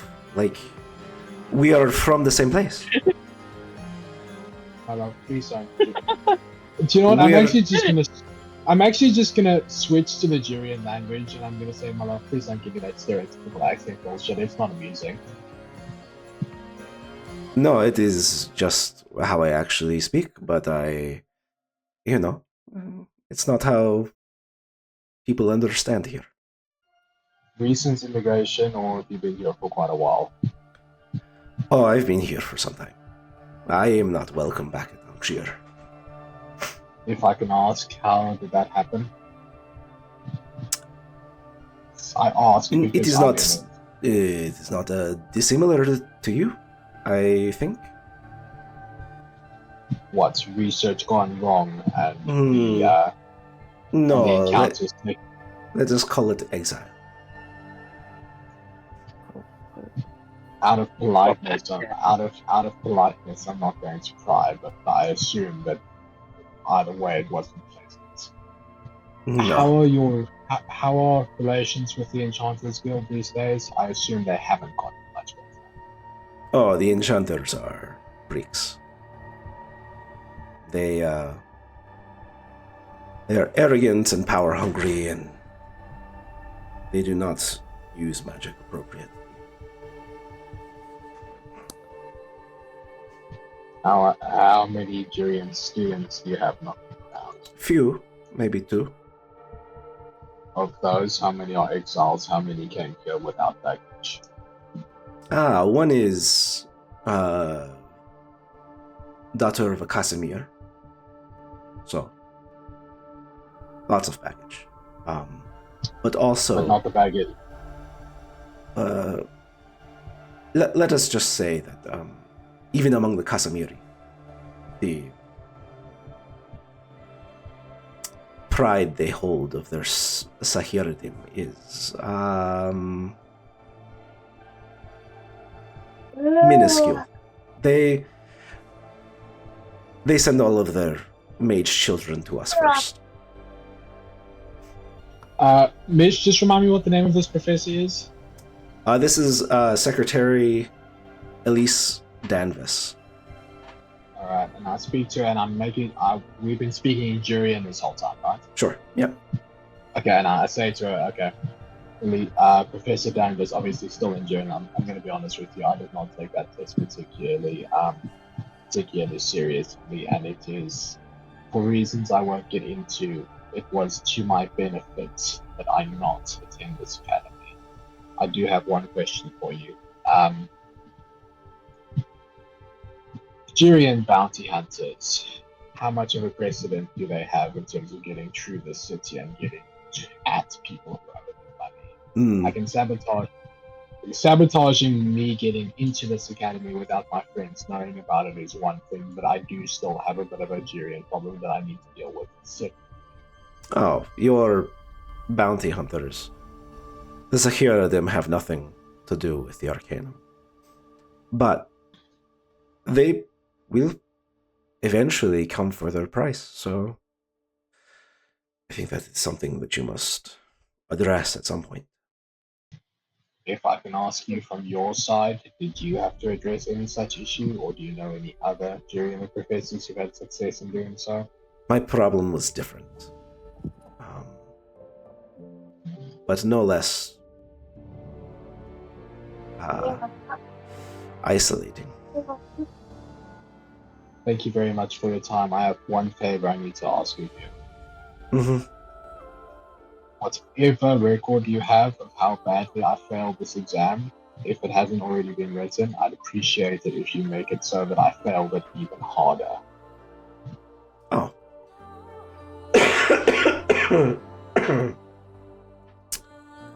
I don't think there's any use or need to do that. Good. I was worried for a second that I'd overplayed my hand, but you know, the awakened familiar who shits himself all over the place. You know, never really. I think you fail, does it? misunderstand. You were relatively close to getting in. But there's no use, there's no need to make things worse for you. Okay, well, whatever esoteric marketing practices you guys use, all I needed was that there was a very visible reason why I didn't get in. According to you, I've achieved that. According to the test, I achieved that. I won't get into why I can't get into this academy. Just as the DM, I'm not sure I'm understanding the question correctly. Basically, what I'm saying to her is, I'm just saying to her, listen, I've now made a complete fool of myself in public during the exam, but I'm just saying to her, don't even remotely leave it up to any kind of speculation that I failed absolutely extraordinarily badly in any records they have, if they keep them in regards to failed students. So you're asking if they keep records of failures? Okay, let me explain. So she's just said that you actually came quite close to passing, right? Even though I was acting like a crazy person, right? Mm-hmm. What I'm essentially asking her is to pretend that I didn't come anywhere near close to passing. Okay, and she's saying that there's no need for that, but okay, yeah, she said, yeah. Perfect. Okay, yeah, cool. And then to all of you, it's like, forgive me. It is nice to speak a familiar tongue sometimes. But not to exclude all of you. If there's nothing else, then I have a schedule to keep. Nice to we'll see. get out of here. Nice to hear the home language again, Professor. Bell. Thank you for the advice. Yes, and thank you for your time and for helping me try to understand some things and for setting me on a new path. Of course. That's what we hope to do here, is create bright futures. Not just save the for our world. students. Yeah. We got to get his cloaca tested. Come on, man. Yeah. Well, now I've got a. We've got a whole year of study, me and Kat, before we can try again for the exams next year. And I say this loudly so that everyone nearby hears it. try again for these exams that I failed, that Kat and I failed next year. We very disappointed, everyone. Very, ayo. What's up, bro? Very disappointed. This is a very prestigious Sorry, prestigious academy. Really wanted. Kat, aren't you just sad we didn't get in? Heyo. Yep. What's up, bro? You say you I only learned are about it yelling this today. as you leave the office, and people turn their heads that are there working at desks, but they don't pay you too much more mind. And you're free to yourselves. Sweet. What time of day is it? It is about 3 hours have passed, so probably mid-morning, late morning. Actually, sorry Lunchtime? sorry to be that guy. It's just occurred to me I've got one more thing I need to ask that professor, but I need to do it alone. I kind of just say to everybody, listen guys, I'm just gonna go take one more shit on the floor just for old time's sake. I will be right back. And I kind of hop off and go back to our office. Okay. And I kind of pop my head back in and kind of close the door, and I kind of look at her and I kind of say, secretary, what was her name again, Mish? Elise Danvers. Secretary Danvers. She looks up those from records. her schedule. Sorry, one more matter. The paper that held my true name, does it exist? Oh, Does it still is exists? securely in the book. It's not going anywhere. Are there any copies? Is it Nope. publicly available to students? Nope. It is So just what is for that us. the kind of? I don't suppose I can request that that notation be destroyed. And unfortunately, it is in the book for good. But every examination is a new page, so. So what? A year from now it'll refresh, or Well, tomorrow the next test will have a blank page on it. So and you do those every week. Correct. Yes. So a week from now it will disappear completely and never be recovered. Well, it can't be recovered now, but What I'm getting at is let me put you at ease. It is not for anyone else's eyes other than the examiners, and the examiners do not divulge such information. But you do keep those records permanently. It's just that you use a new piece of paper every time. So long as we remember. I will that piece of Your- paper? When you are admitted into this institution, if you're admitted into this institution, you will then have record of you. But until then, it exists only in our memory. Okay. So a week from now, that writing will disappear and no longer be my problem or your problem. Correct? Sure. Yes. Perfect. It has already disappeared. Okay. Thank you very much, Professor. Oh, one final matter. Your exile from the home country, if it ever becomes a problem for you and you need to be moving around quickly, please do let me know. I have a few old contacts in the Algerian shipping sector. If you ever have need to flee Iberia quickly. That is good to know. As I leave, I take another shit on the floor. You just hear Yeah, I some. mean- You just hear some snaps behind you, and it gets cleaned up as you leave. Yeah. So I take another. I just periodically shit in the corridor as I leave and make my way back to everyone else. I feel like I'm actually extremely glad with how thoroughly I've wrecked any relationship I could have had with this place. I think you overestimate your rudeness, but yeah, Oh, so you're saying I need to be more thorough? Okay. Oh my gosh, why? I think it's going to be. Well, you'll see. Anyways, You're saying there needs to be Oh the addition my of a gosh. there needs to be the addition of a criminal element. I understand.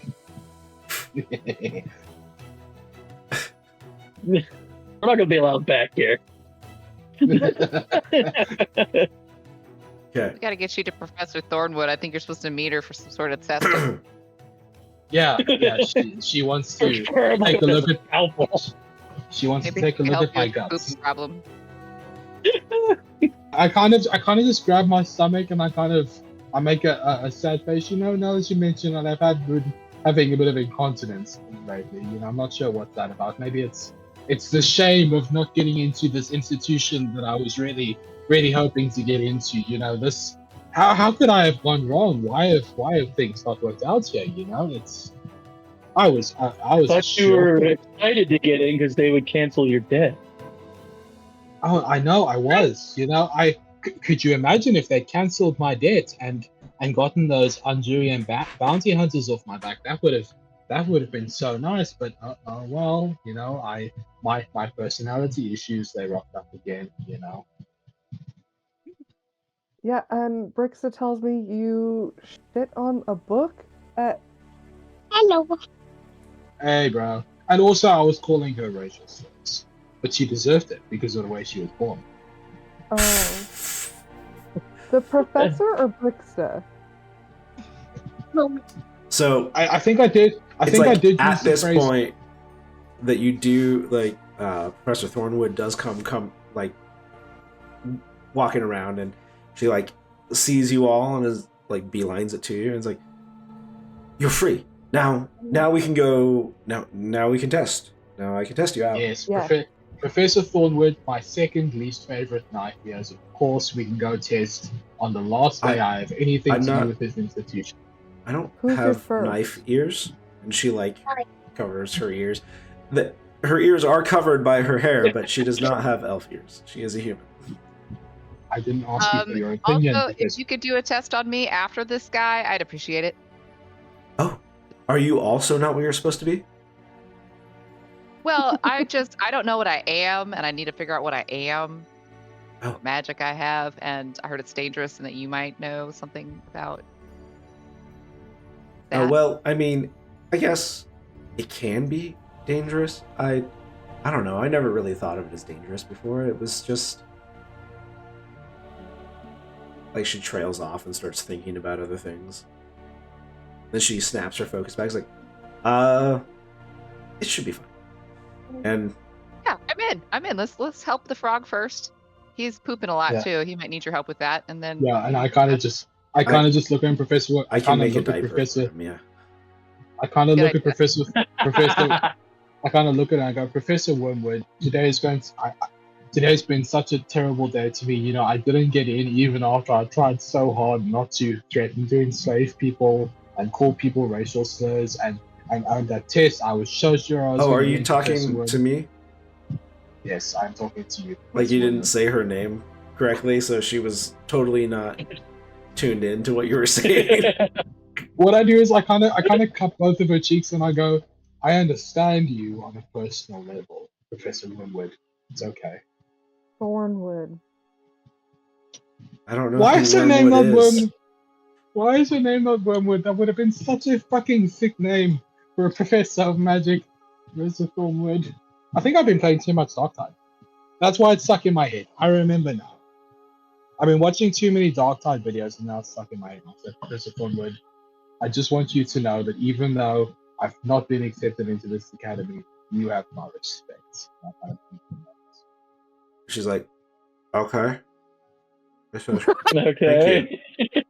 And I want you to know, even though you clearly have a hyper specialized field of study that is probably going to be absolutely useless to me and get me nowhere, I appreciate you for trying, and I respect you. Okay, let's not manifest a Why? negative reaction. Let's just see what happens. Oh, a negative reaction, Eric. Yeah, if you put the negative energy out there, you're only gonna get disappointing results, right? Oh, If you stay this is terrible. positive, This is terrible. I've flunked out of school, and nothing has worked here, and I'm burning every bridge I come across. Things is not going well for me today. Aerith, do you think there's hope for me? Of course I do. You don't handle rejection well, do you, Cobb? I shit on the floor. Right. So diaper first, and then. That Oh my makes God. diaper. Yeah. And so, you follow Professor Thornwood to her laboratory, and it opens up, and there's like alembic glassworks and cauldrons brewing. It looks like, a witch's laboratory. And she's got all kinds of like animated objects kind of tidying up places, taking notes, a bunch of stuff. This is like, things are in motion here. And kind of a little messy on the same side. Like wherever she goes, she just kind of like piles a book on top of a book, and is doing whatever kind of concoction over here, and then moves on to something else. And then there's like an animated what would help in this situation? Something that tidies it up, kind of like makes sure that the books aren't stained, and makes sure that Prestidigitation. Yeah. Blah. So Unseen servant. yeah, basically it's an unseen servant. Yeah.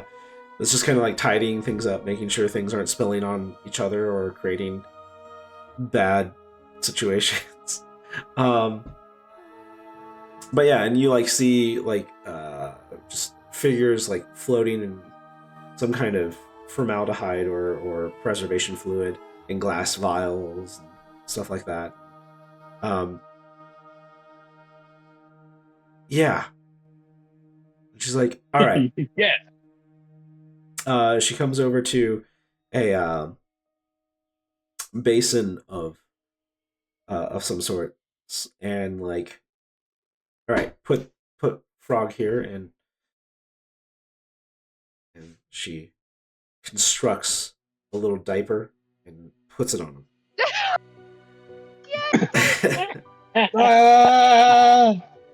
The indignity. You did bring this upon yourself, sir. Right. We don't know what frog feces is going to do to the experiment, so we need to contain it. And I think that's where we're going to end it for today. Fabulous. I was hoping that Frog in a diaper would be where we end the session. Gosh. Yep, and that's where it's ended.